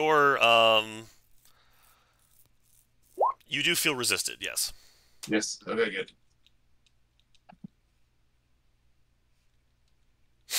Your attempts, Babbage, to actually try to capture a bubble, unfortunately, do not end in success. They seem to be they're far more difficult to time than you thought they would be. I mean, Do you have a bellows? I'm not trying you- to time it. I'm just holding the open bladder over where bubbles are. But I hear you. That's fine. Difficult to Do you have a time. Not really sure, like, how much of it you're actually capturing. Okay. Do you have a Dissipates bellows? in Can you various suck different some of it in? No, that's good enough for my attempt.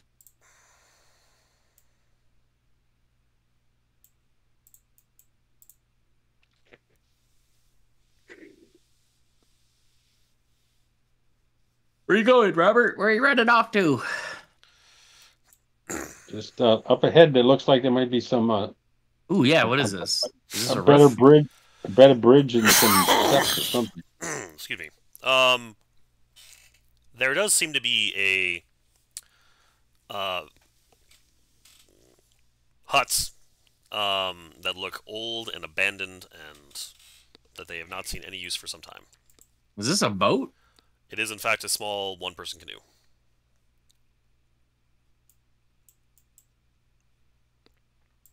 Still curious who lit all those torches.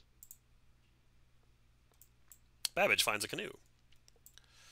Is there anything of use on this canoe, or is it just entirely made of wood? It is entirely made of wood. Should we check out what's inside these old huts and see if there's anything useful? Well, these might be people's homes. Do they look lived in currently, or do they look ancient and ruined? Not according to his description. They look abandoned. Abandoned. Yeah, let's loot the huts. I mean, you find basically you go in there and there's nothing but cots, like wooden thatch cots. Like there's you go inside expecting to find something, there's nothing there, really. All right, that's fair.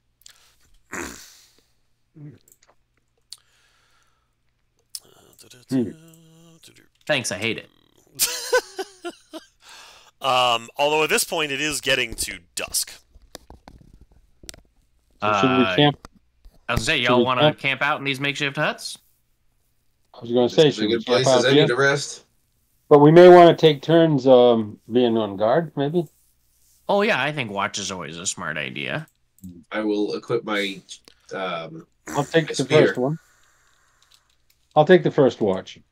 Watch isn't necessarily really necessary with the spear, but if you'd like to take it, you're welcome to. Oh, yeah, spear vibrates. That's correct. Yes. All right, so I camp out in one of the huts. Although, wait. Perhaps it doesn't work here. Oh, there's actually people in chat. Look at that. Hi, people in chat. Well, there were. First time in chat. Oh, there's a whole bunch. There's a whole kinds of stuff going on. All right. Thank you, Jim, for actually What's going on? being social. So my concern now is that the spear may not work in this area.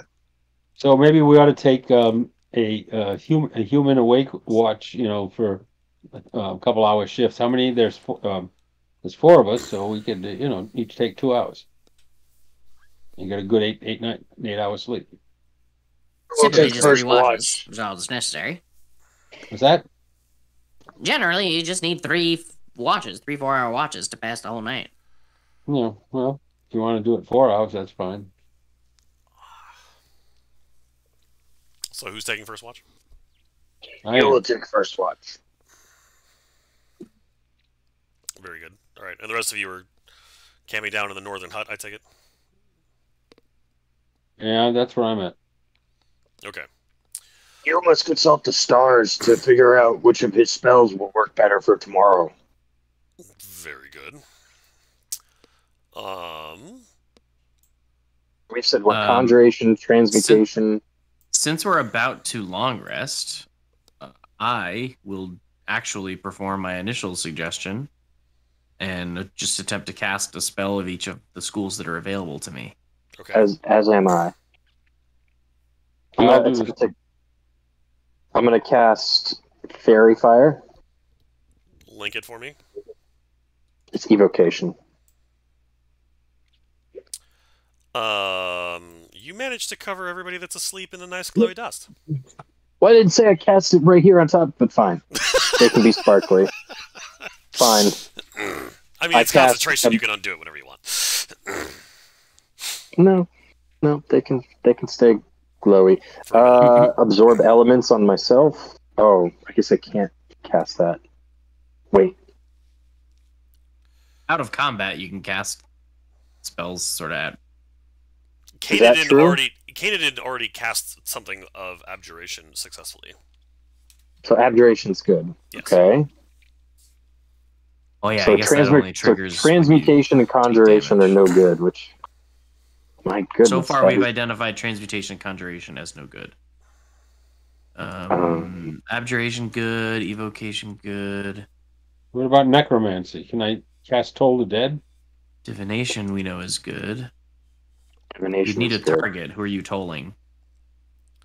I don't know. I don't usually in battle, so I don't know what the effect would be out of battle. Disguise self. I cast Tasha's hideous laughter on Bellarmine. Before you do that, how are you disguising yourself? I want to look like Babbage as much as possible, even if I'm still quite large. You successfully turn yourself into a, what's the opposite of a mini-me? A mega-me? Mega-me. You turn into a mega-me, a Babbage. Oh, that's utterly adorable. Bellarmine, since you're asleep, or trying to be, do you want to try to would you want to resist this spell if it was successfully cast? Which one? Tasha's hideous laughter. I don't know its effects, but yeah, I would try to resist it. All right, throw me a wisdom saving throw, please.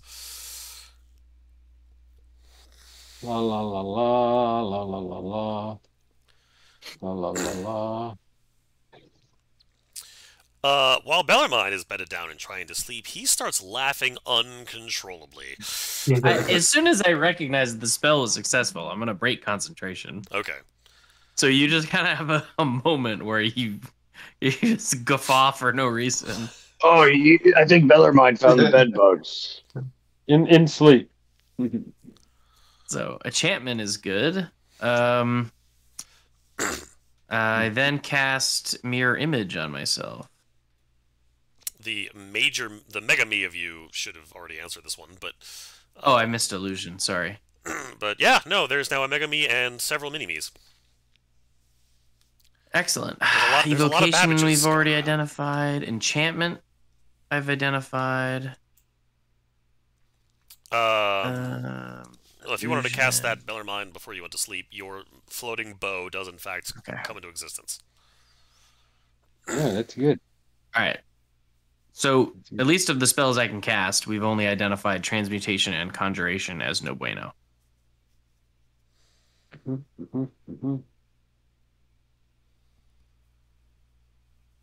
Once I am satisfied, I will bed down in my newfound hut and start snoring. But abjuration works, correct? Yes, we've tested that successful. Yes. So my banishment will work. That's good. That's good.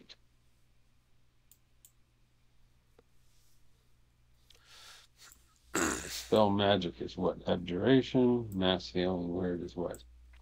Evocation. Evocation. Yep, evocations is good.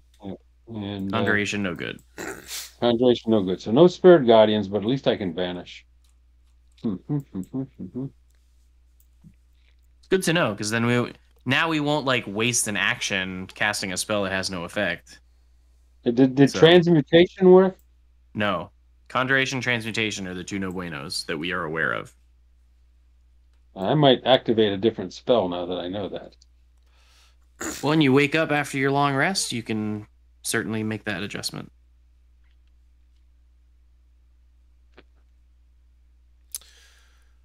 All right, I think, okay. I think the plan at this point... Are you doing anything with your star chart?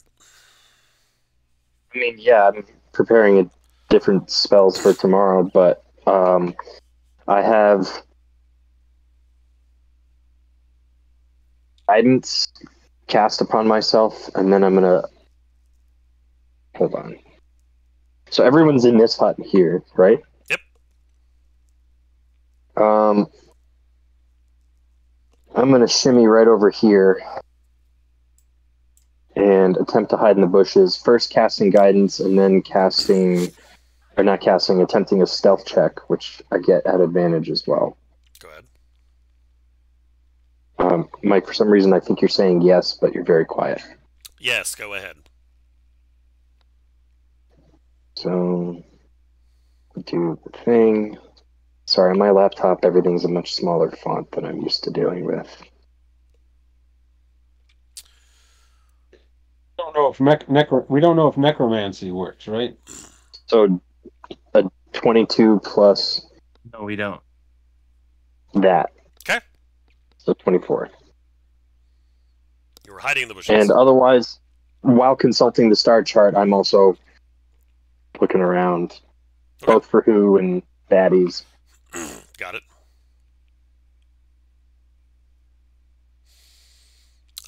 Are you trying to gain any particular information while consulting the star chart? What is this spell?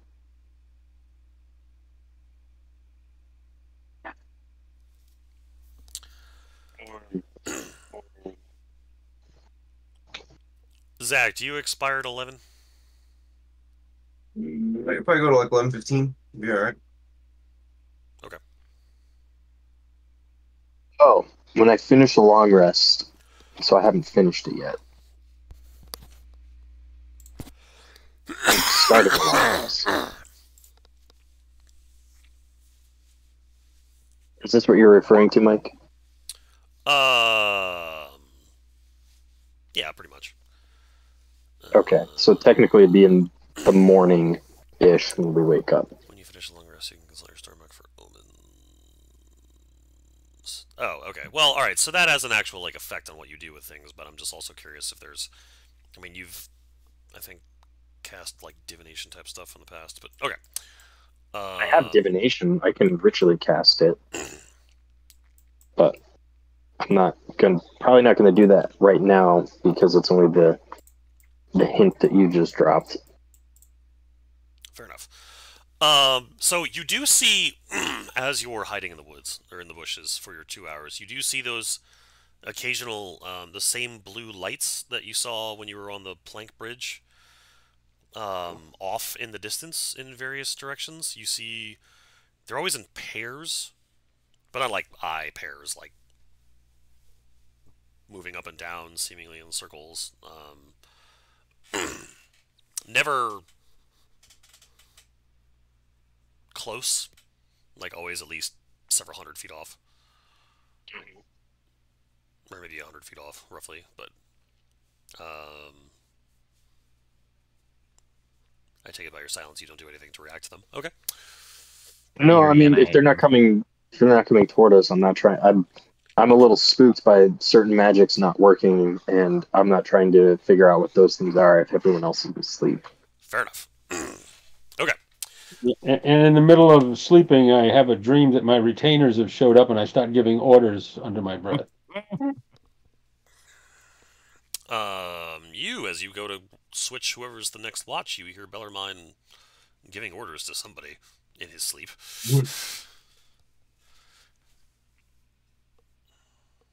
Feed the horse. Get rid of the saddle. If I don't wake him up and I take his watch, could I still get a long rest, or would I not get one? No, you would. Okay, Well, then I'm going to take his watch. Well, actually, It hold on. sounds like he needs the rest. I think, did you all take 2 hour watches? I can't remember how you were actually divvying this up. Yeah, we were going to each do 2 hour watches. Oh, I yeah, think. you can do 4. All right, so But he said, but Jim wanted to do 4 instead. 3 sessions of 4. oh, if that's the case, then no, you need to wake him up. No, I think you made more sense. Like I'm used to a 3-man party, but we have 4, so. Oh, yeah, no, you can do 4 hours before switching. So yeah, you guys can get a full rest in with. Okay, I'm just going to stay there for Bellarmine's watch because it sounds like he needs the rest. Also, I only need 4 hours of rest. So. So after 4 I can hours, take it if you Kanadin want. seems to just rouse from his reverie. Hey, gents, I'm good here. If you guys want to take, I can take the rest of this watch. I'm rested and ready to go. Are you sleeping in the woods, or are you going to be back in the hut? Are you sleeping in the woods, or are you going to be back in the hut? Well, no, I'm going to go back to the hut. Okay. I mean, okay. Your evening goes by uneventfully. That's good. Kanadin, you know 4 hours have passed. It doesn't really seem like it because the whole place is just very dark. You think you get some sense that the sun may be coming up because everything seems a little brighter, but the whole place is just so dark and damp and like just muggy and icky, and you hear toads croaking off in the distance, and you get the occasional mosquito that's flying around, and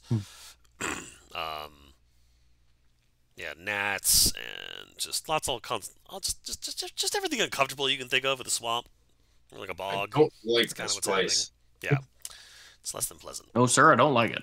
But No, yes, sir, the morning don't like comes it. by uneventful, and with no one having been, yeah, morning arrives. Disturbed or killed. Correct. All right, gents. I guess we keep on moving east. Sounds like a plan. I believe that's the right way to go.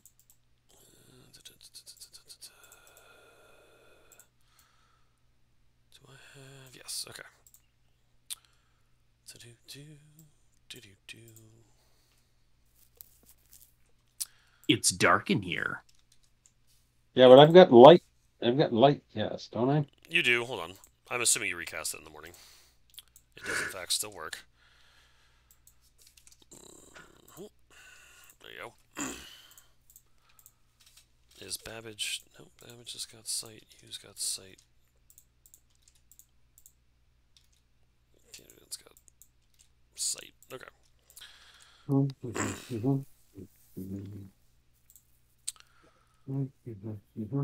I assume you're all staying together. I am once again atop Yu's shoulders for safety and security.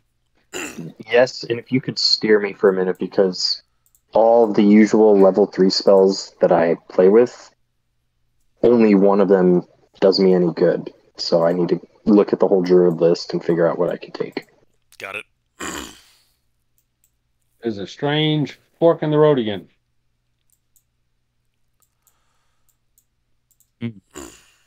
Let me look Fork in the road. Let me look at the outdated island map and see if there is a place where there's a fork in the road. There is, but I don't know if it's the same fork. There would be water in front of us if it's the same fork.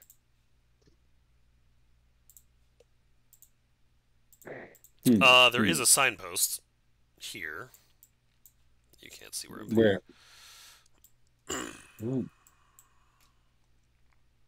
So do I read the sign? It's off to where you just came from. It says Three Bridge. Off to the north, it says Stone Grove, and then off to the right, it says Strongmont. So that's probably this intersection right here. He says to. Do you want me to bring you all to the map? No, we can all open up the old world map. Okay. Outdated island map. And yes, I tend to agree that that's where we're at. The only fork. So we're heading to come Stone from. Grove, correct? Stone Grove? Stone Grove is north, so we take the north path. It is slow going as you make your way through. Let's see. I gotta make sure.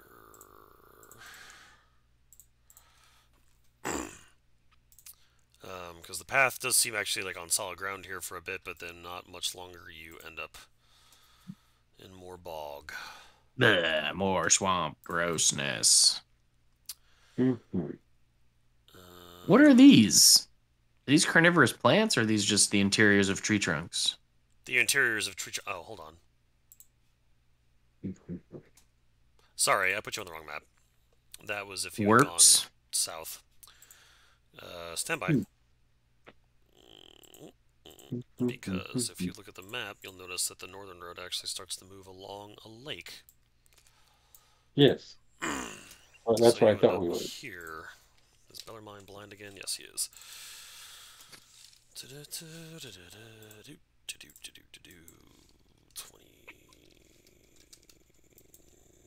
40.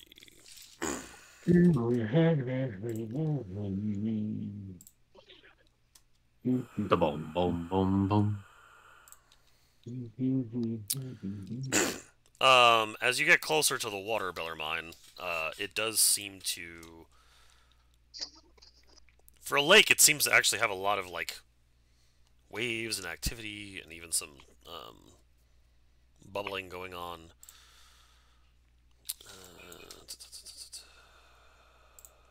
Give me a moment, sorry. Where's...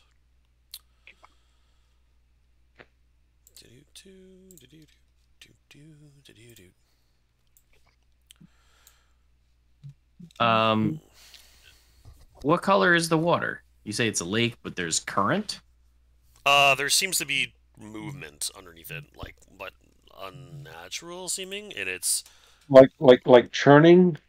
Is it clear water? Can I see? No, it's gray and murky. Gray and murky. Gray, murky, churning water. Can I smell the water? Yeah, it smell like... Am I your son or what?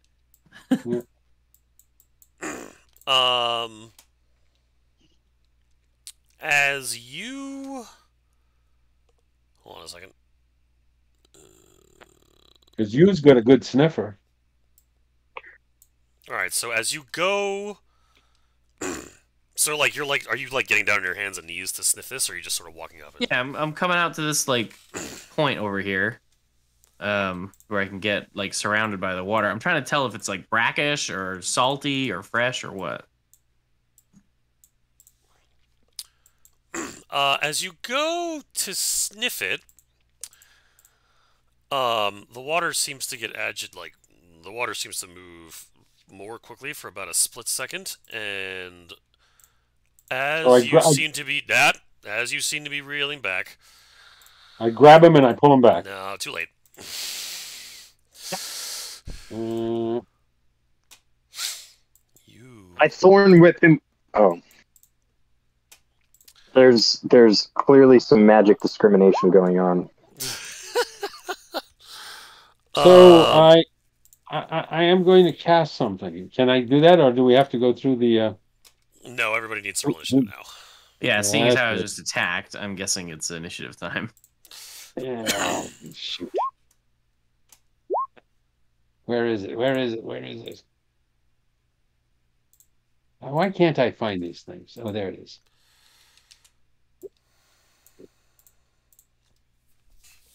Oh, good. No, not good. What's all right? Oh man, I rolled low for them. That's fine. Wait. So this thing just got a free attack on him? Because I have something that might have been able to help him there. I mean, he missed, but... Oh, he missed? Sure. Yeah. Because I grabbed him and pulled him back. Oh, because he wasn't rolling missed. at advantage. You just missed because he missed. Yeah, no, So I always roll it. I have it like auto set to advantage, but no, it's the 12. Okay, because I was going to say, I'm not going to let Babbage get a 27 right off the bat. No. Kanadin, your spear started vibrating like the moment that the bite came up to attack him. Good. So, you know that works. Okay.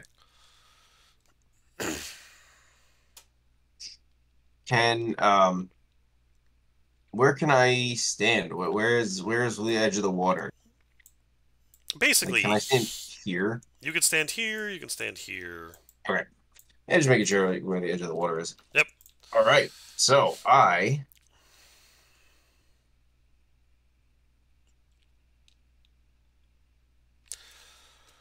as a bonus I'm action, going you to can empower activate- your tattoo for 1 minute for the duration your melee attacks with a weapon or an arm strike can reach a target 15 meters away.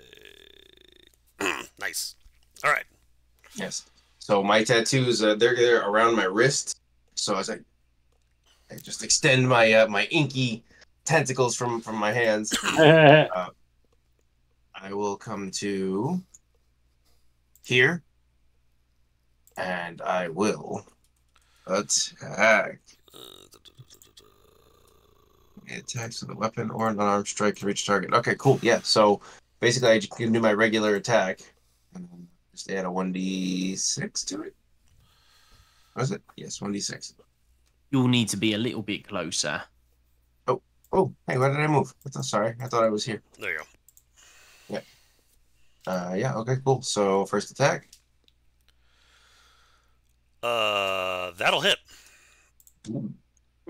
Nice. For 9. Nueve. Do you have And the then plus I will- 1 to your attack and damage calculated Yeah. there? I believe I already added it to his do character I sheet. think it's in there. Let me see. Because I don't see it in the damage roll. 6. I thought I changed his character sheet already.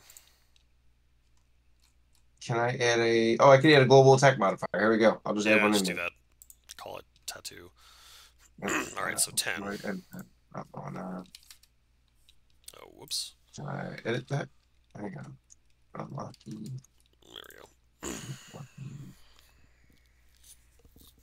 There we go. There we go. Roll 1d6. And this is, what are we calling this? Eldritch Claw. Yeah, you'll need a plus 1 to your attack roll and then a 1d6 to your damage roll. Oh no, the plus 1's only to unarmed strikes. Sorry. Oh no, it's both. So I wonder, can I make that a double? It's just global unarmed. attack? It's just unarmed. Sorry, I'm confusing you. Okay. Eldritch Claw, so I can global attack modifier. No, it says melee attacks. Yo. It's his weapons too. The +1 bonus to attack and damage rolls is with unarmed strikes. The plus Oh, one yes, d6 is melee attacks with weapon or unarmed. So does that mean an Okay, unarmed here we strike go. gets +1 d6? Yeah. Okay. So Eldritch Claw just gives me +1 to the attack, correct? To Eldritch hit? Claw gives you +1 to attack Yep. with unarmed And then a strikes. +1d6. Hang on, you didn't let me finish my sentence. Oh, sorry. A +1 to attack on unarmed strikes, All the time. and a +1 to damage on unarmed strikes. You also get a +1 d6 damage on melee strikes, in general. So you have to activate the Eldritch Maul to get the 1d6 force damage as a bonus action. So like your bonus action was to activate the maul, and then you attacked with your spear. Does that make sense? But I don't have to activate it again, right? For one. It's activated for the duration of a minute. Okay. Alright, so that was my. Do I have? I have 2 attacks then, so I can actually attack once more. Yeah, you can attack with your spear again. Yeah. Okay. And you do need to roll a d6 of force damage for that last one too. Okay. Let me Eldritch Maul. Let's check that. 1d6. So total of 10. Okay, now let's roll spear again. Let's see if that rolls correctly. Yeah, but spear doesn't get the +1. No, it should not get +1. Okay, so well, I just have the global attack. I have to just uncheck it when I roll the spear. Correct. But I should now still get the 1d6. Let's see if that rolls. +1d6, yes. So that's. And because he crits, he gets the extra d6. He does. Yeah. Which is already rolled there, right? 17 plus 6 is 23? 23. Solid hit right there. Yeah, that'll work.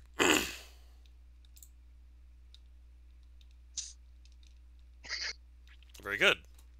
Okay. Bellarmine.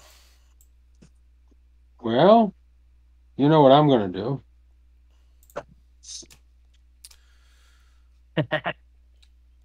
Fair. Fair indeed. Spell DC. What is it? Wisdom or charisma? Charisma.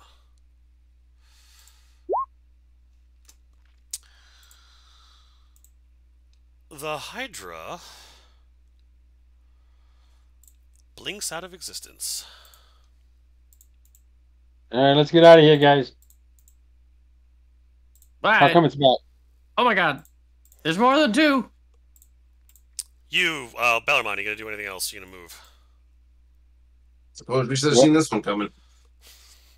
Well, there's more of them, but where is the land in relationship to the water? If we just walk away from the water, we'd be in good shape, wouldn't we? I don't think hydras are fish. But aren't they in the water? They are Like currently a- in the water, Yeah. yes. I can like also swim in the water and then walk out of the water. like a Loch Ness monster type thing? No, It's not a plesiosaur, it's a hydra. Yeah. All right. So we're gonna do some more stuff.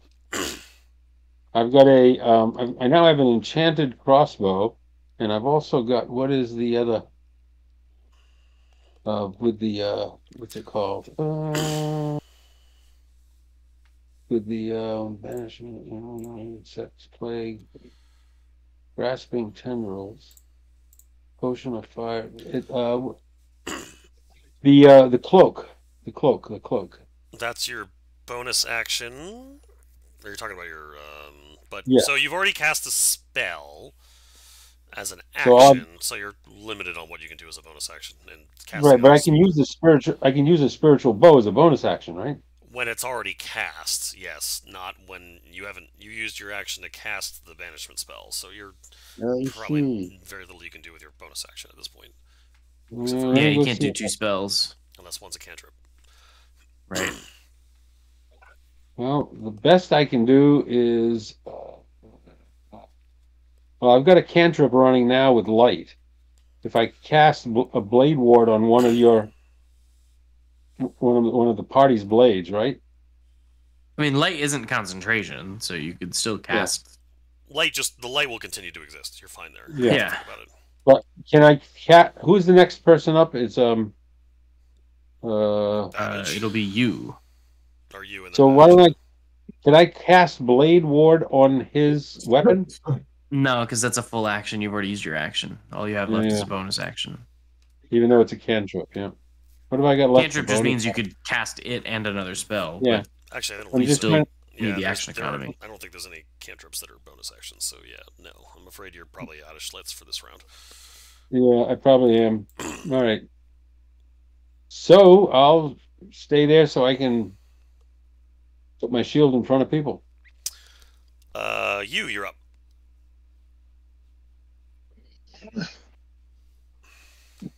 What is this? Ugly fish with many heads. It was a melee attack attempted on Babbage, correct? Yes.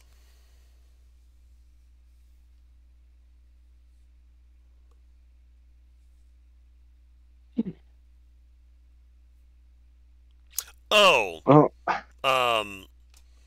Canadian, by the way. You actually managed to take off one of its heads. They have 5 heads. You managed to take off one of them before it got banished. Sweet. Bet. So are these other heads, or is this like These are other two hydras. separate creatures? Multiple hydras. Multiple hydras. Multiple hydras with multiple heads. I met a man Run! from St. Ives. Yeah, this could be a bit more than we're capable of chewing. Especially with certain magics not available to us. We need anhydrous salt. Bill Dundulis. That's dirty pool. I wish him well.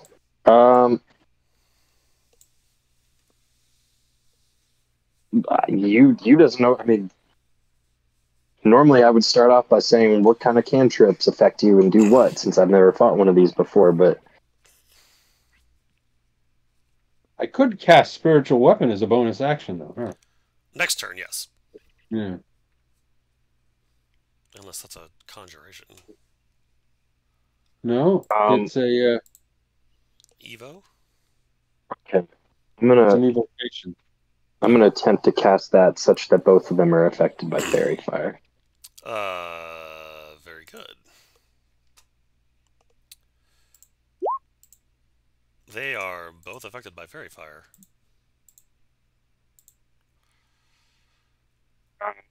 That was my action. I think I'm gonna move a little farther away from the water. What's this ring here? What's that again? Ring?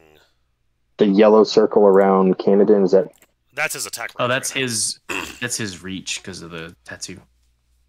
Oh wow. Okay. Yeah, While it's activated. Let me change its color, actually. That'll do for my turn. Yeah, that's better. Babbage. Babbage is going to consume a charge of ghostly form.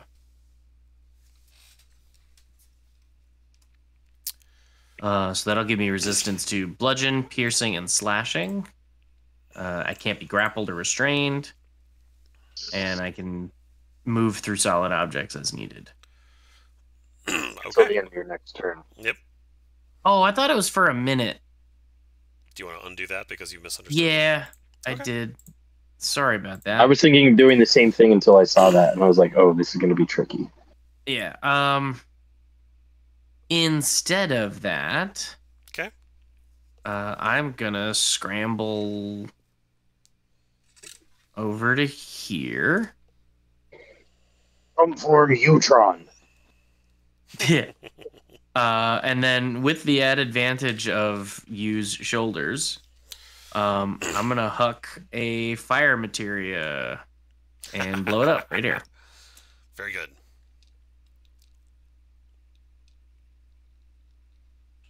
That's an attack roll.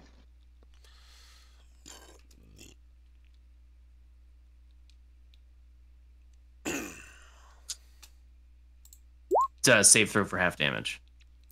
So one saves and the other one takes. Sorry, what is that extra? Oh, ignore the one. So it's just just the 18. a dex save, right? Yeah. So 18 and 9. Yep.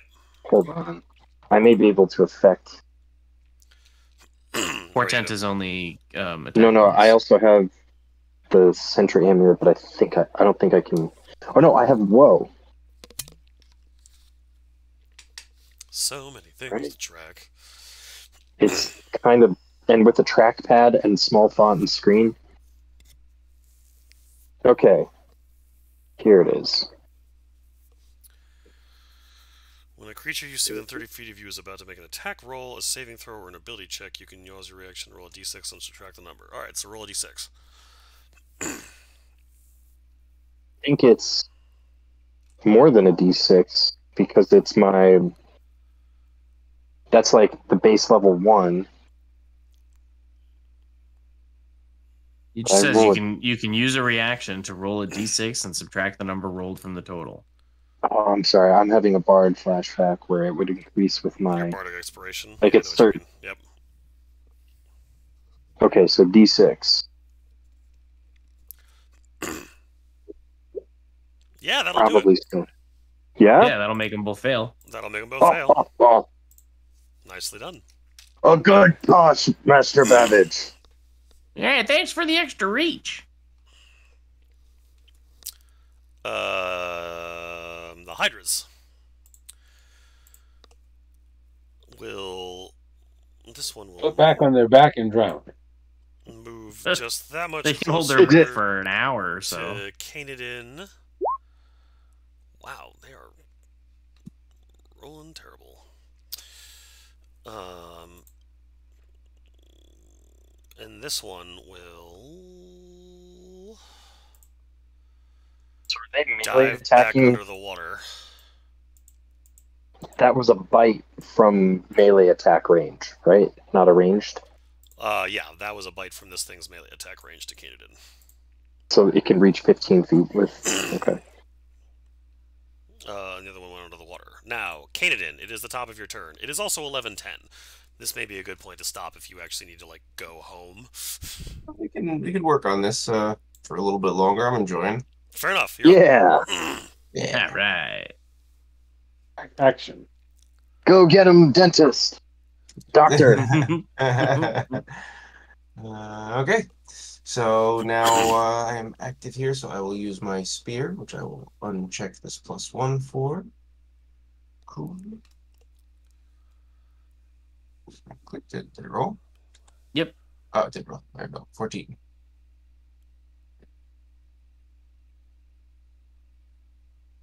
Frozen. What's that? the 14 is a miss, I'm afraid. 14 minutes. Okay. And then I will. Unless The someone's base got a roll. portent. The base roll was a 5. 5. What if the base roll was a 9? Well, then he hits. Funny how that works. Let's do some. Is the base roll a 9? The base roll is a 9 now. Lovely. I'm just happy that a mid-range number was useful because of all your bonuses. Well, when he has I plus look 9 over at to you his and I nod rolls- because I know you helped me. And Oh! oh, Sorry, you need to be attacking at advantage because these things are very far. Yeah. So Yes. Right. attack again. okay. Huzzah! Dirty I guess I 20. didn't need that 9.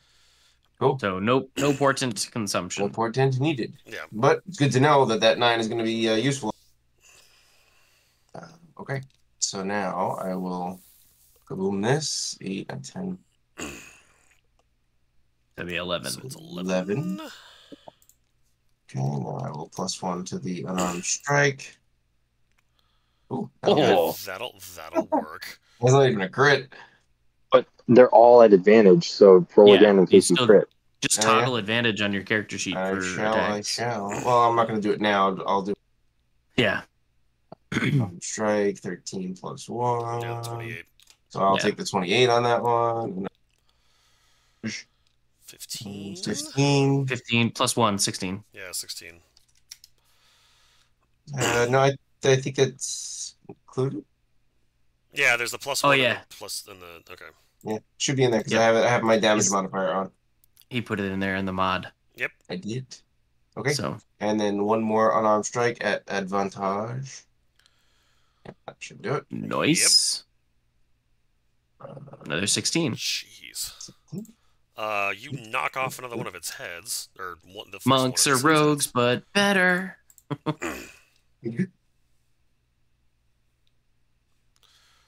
Anything else to Alright. Canada?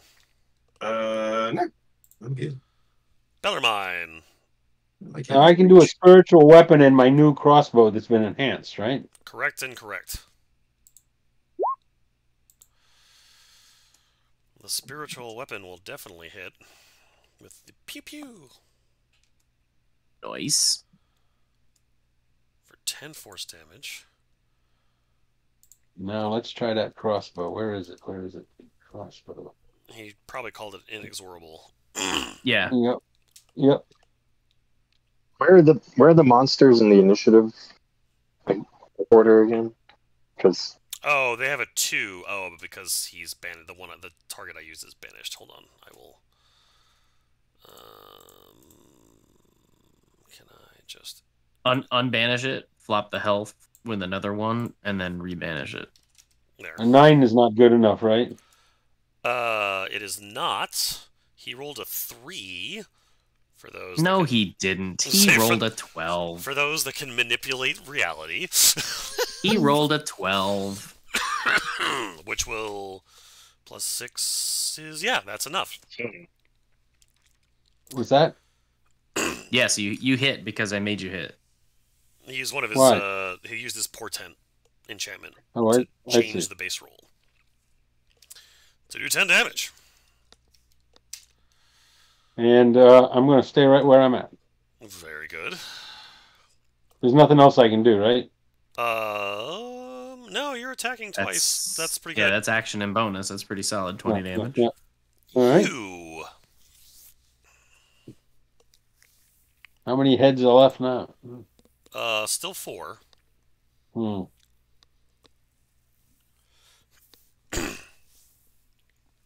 Well, I kept aiming for the eyes, so he might not be able to see anymore. Ranged attack. Starry form. Damn it! I should have done that in my first turn. Okay, I'm gonna cast a guiding bolt and activate starry form while keeping Archer. That is while keeping. Is the spiritual Fire weapon maintained. still out there? It is. I just haven't given you a token for it. Yeah, no problem. No problem. Where is my? There he is.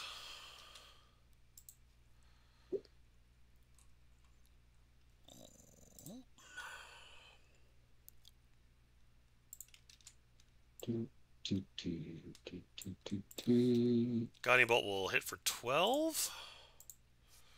That knocks off another head.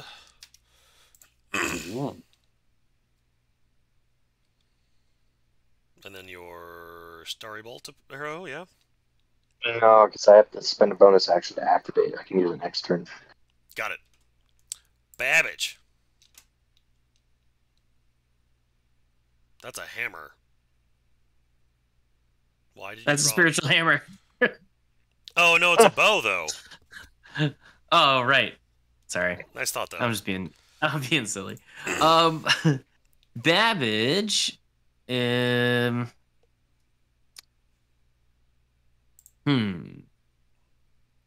Babbage will assume these things aren't smart enough for Tasha's hideous laughter. They're dumb beasts. Doesn't have like an intelligence minimum. Yeah, 4, and usually like monsters and creatures are like 1. Is it a 2s. beast? Would we know if it's a beast? I think a Hydra is considered a monster or like monstrosity or something. Not a beast. But either way, I think those things are typically really low intelligence.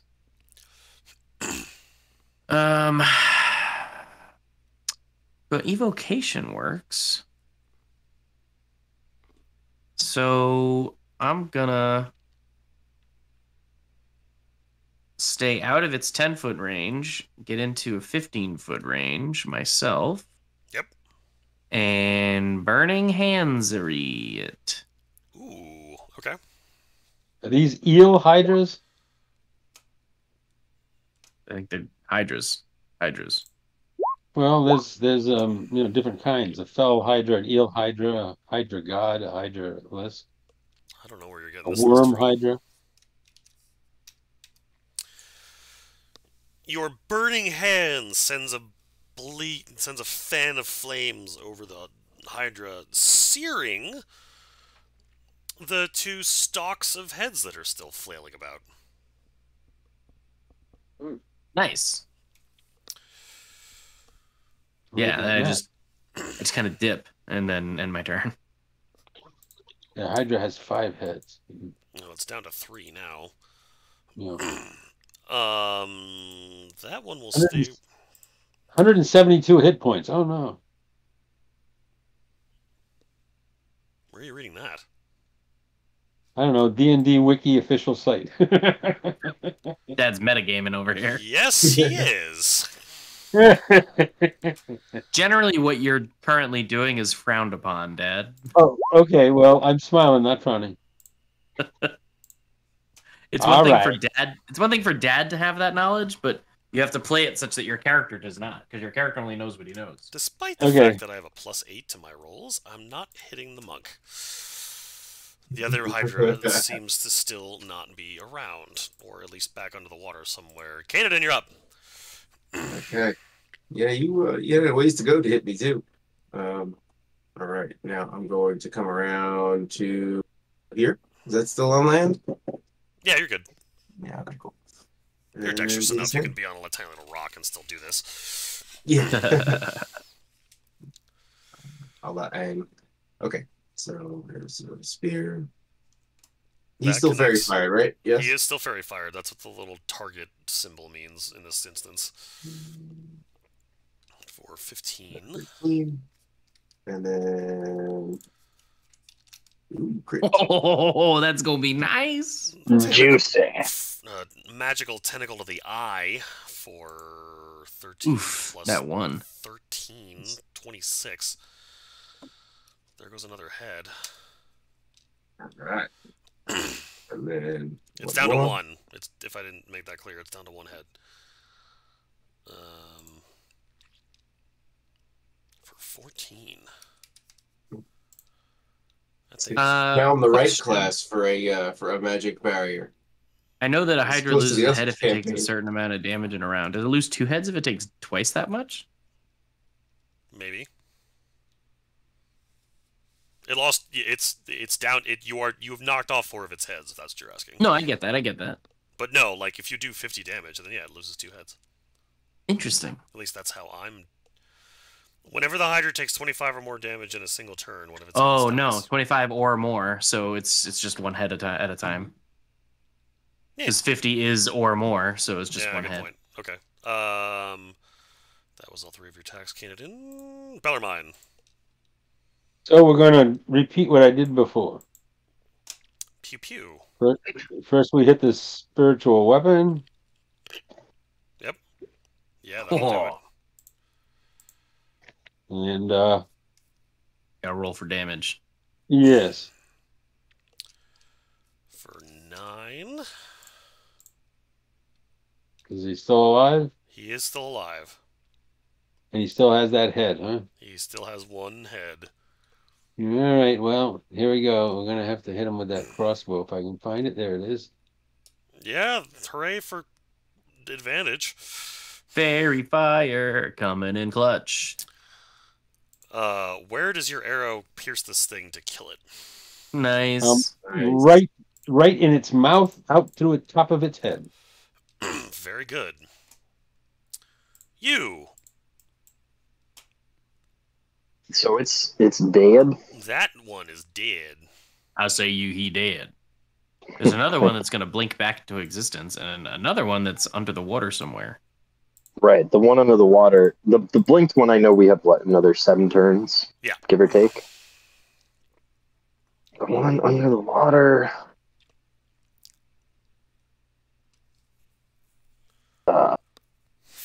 and that one's still fairy fired, and I'm maintaining concentration on it. So... that's like every other spell that I can use as a concentration spell. I'm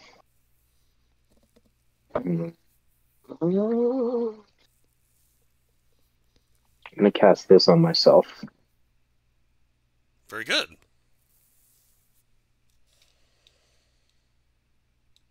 Hmm.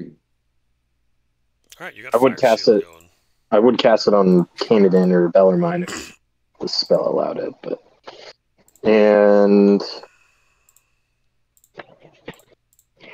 then I'm going to take the dodge action. No, I can't do that because I used my action for Fire Shield. You did. I'm going to keep my eyes peeled for the multi-headed fish. Babbage. Cast Mirror Image. Very good. That was probably for the best. Oh, sorry. Were you going to move? Yeah, I was. I was casting Mirror Image, and I was scrambling up you shoulders. Oh, very good. Okay. So there's 3 Babbages, like one on the shoulders, or are they all on the shoulders? You have wings of Babbage. Wings.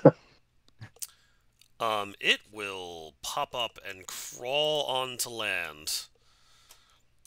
They can walk. Oh no! Well, it went by me. So do I get it hasn't left your opportunity? melee range. Actually, hold on. Oh, it just it only lets you go that far, really. It sees a nice furry thing and thinks it looks tasty. so it hasn't passed by me, huh? It only No, you it only has get to an attack of leave. opportunity when it leaves your melee range. I see. Babbage.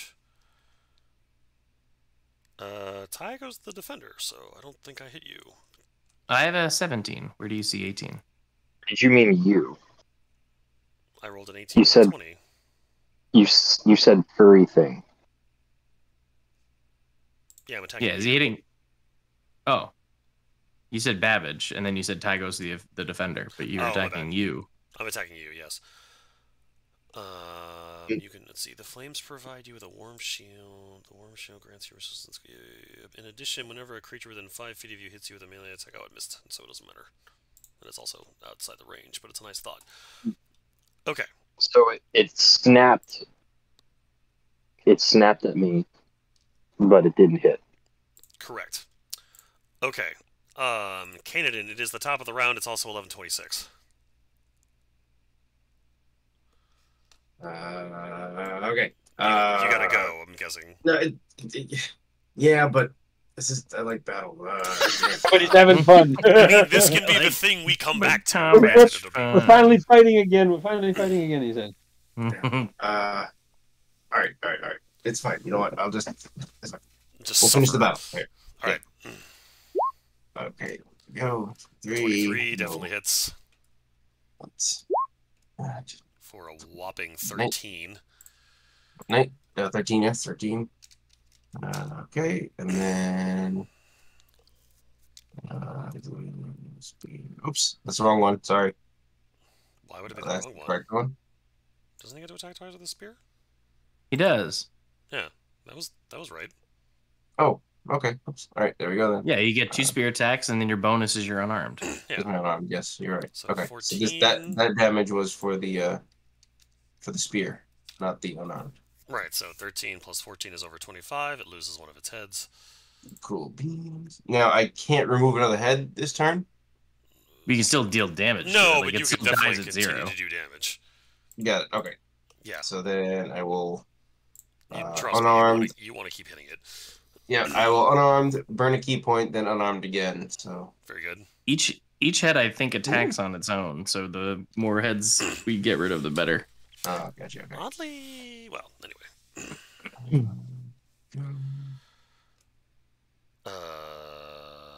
So that's 8 plus 13. 16, 21. And Yep. then my flurry of blows. Oh my Oh my god. goodness. Good lord. All Alright, he's glad he stuck around. Yes. 11 and 11, 22. Yeah. Good lord. You would have knocked off 2 heads, but instead you Yeah. knocked off half its hit points. That's fine. All right, now let's That's see. Can fine. The I monk use just- since I used flurry of blows? It's going to have to make a dex saving throw or be knocked Prone. prone. Yeah, knocked prone. Okay, do it. Or what's the DC? DC is 15. I think it's 10 plus, or 8 plus It's, monk it's plus 15. Yeah. 15 or Yeah. 16?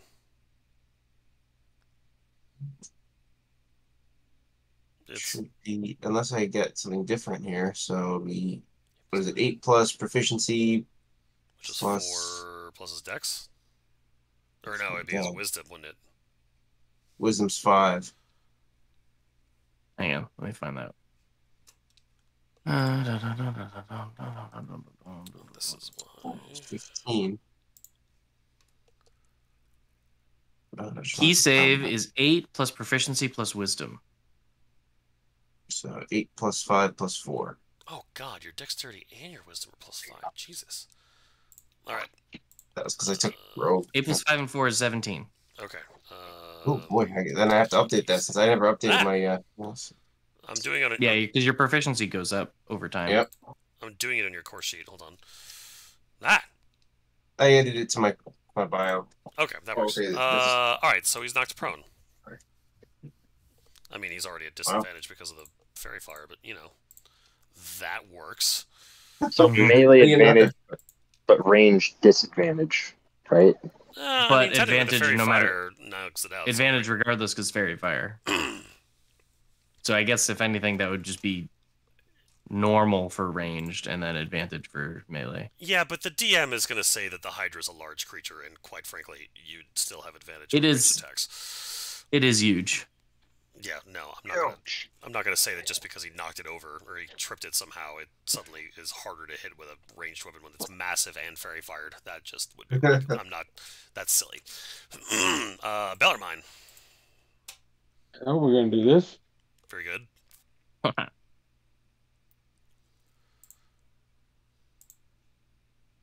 For 11. Everybody was all concerned that they weren't going to be able to cast spells and do things, and it turns out everybody's doing just fine. Well, you weren't mean. You weren't as mean as I was. 25 hits. For a whopping 10. Wham! Very nice. Are you going to do anything? Are you moving, Bellarmine? No, I'm gonna stay right there. You!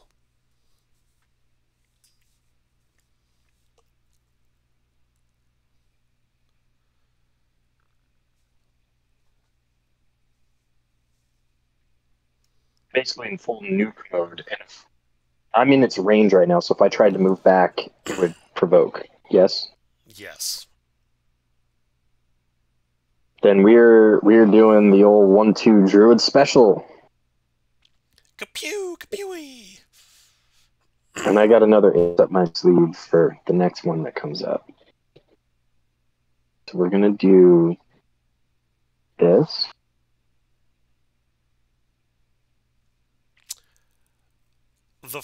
So you rolled a 1 and a 4. I'm assuming you're turning the 4 into something else, or the 1 into something else, doesn't really matter. Can I, though, with Portent, since it's a spell attack? It's attack. Attacks are attacks, right? If it's an attack roll... Did it say weapon attack? Just an attack roll.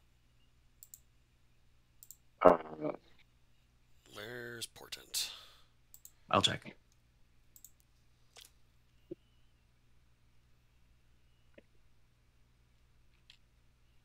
Any attack roll by the wielder. Yep. Oh. Any attack roll. Or a creature. Wonderful.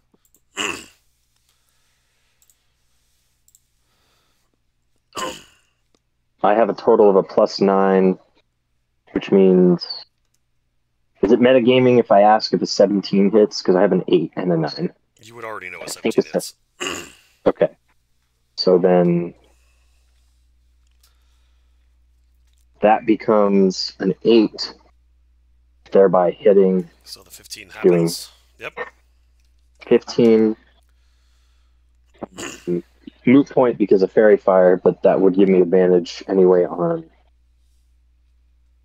this. Haha. A 9. Oh, 1 damage away from a head. Do something, Babbage. Do something. I think it's per turn. It is. Oh, so It's basically like you do enough damage with your attack to pop a head. I see. Babbage, you're up. Okay. I, from atop the Hydra, am going to. I think he means the fur block, but yes. Oh, excuse me. From atop the fur block. I don't know why I said Hydra. From atop the fur block, I am going to gutter out some burning hands. For 7, searing the head. Wheel. Whoa. Whoa. Whoa. Roll a d6. How many times can you do that? 3? Doesn't matter. Roll a d6. 2. Ah. Tayo's the defender. Not high enough. Still only takes 7, but still. Anything else, Babbage? No, I will remain at the safety of these shoulders. The Hydra wheels around to the dude that hit him with a hammer. Alright, well, my monsters are just gonna die. Kana didn't kill this thing. Yeah. Ah! I scream as spirit once, Yep. doing 14 damage. Spirit twice, doing 11 damage. There goes another head. Unarmed 1. 10. Lower your blows. You don't have to. Oh, never mind. Sorry. Okay. I love Add monks. that key You can point give back that in. key point back, yes. You go to punch it a second time, and please describe your kill, because it still had 3 heads. Yes. Okay. I pick the middle head and I punch it so hard that its neck collapses into the rest of its body.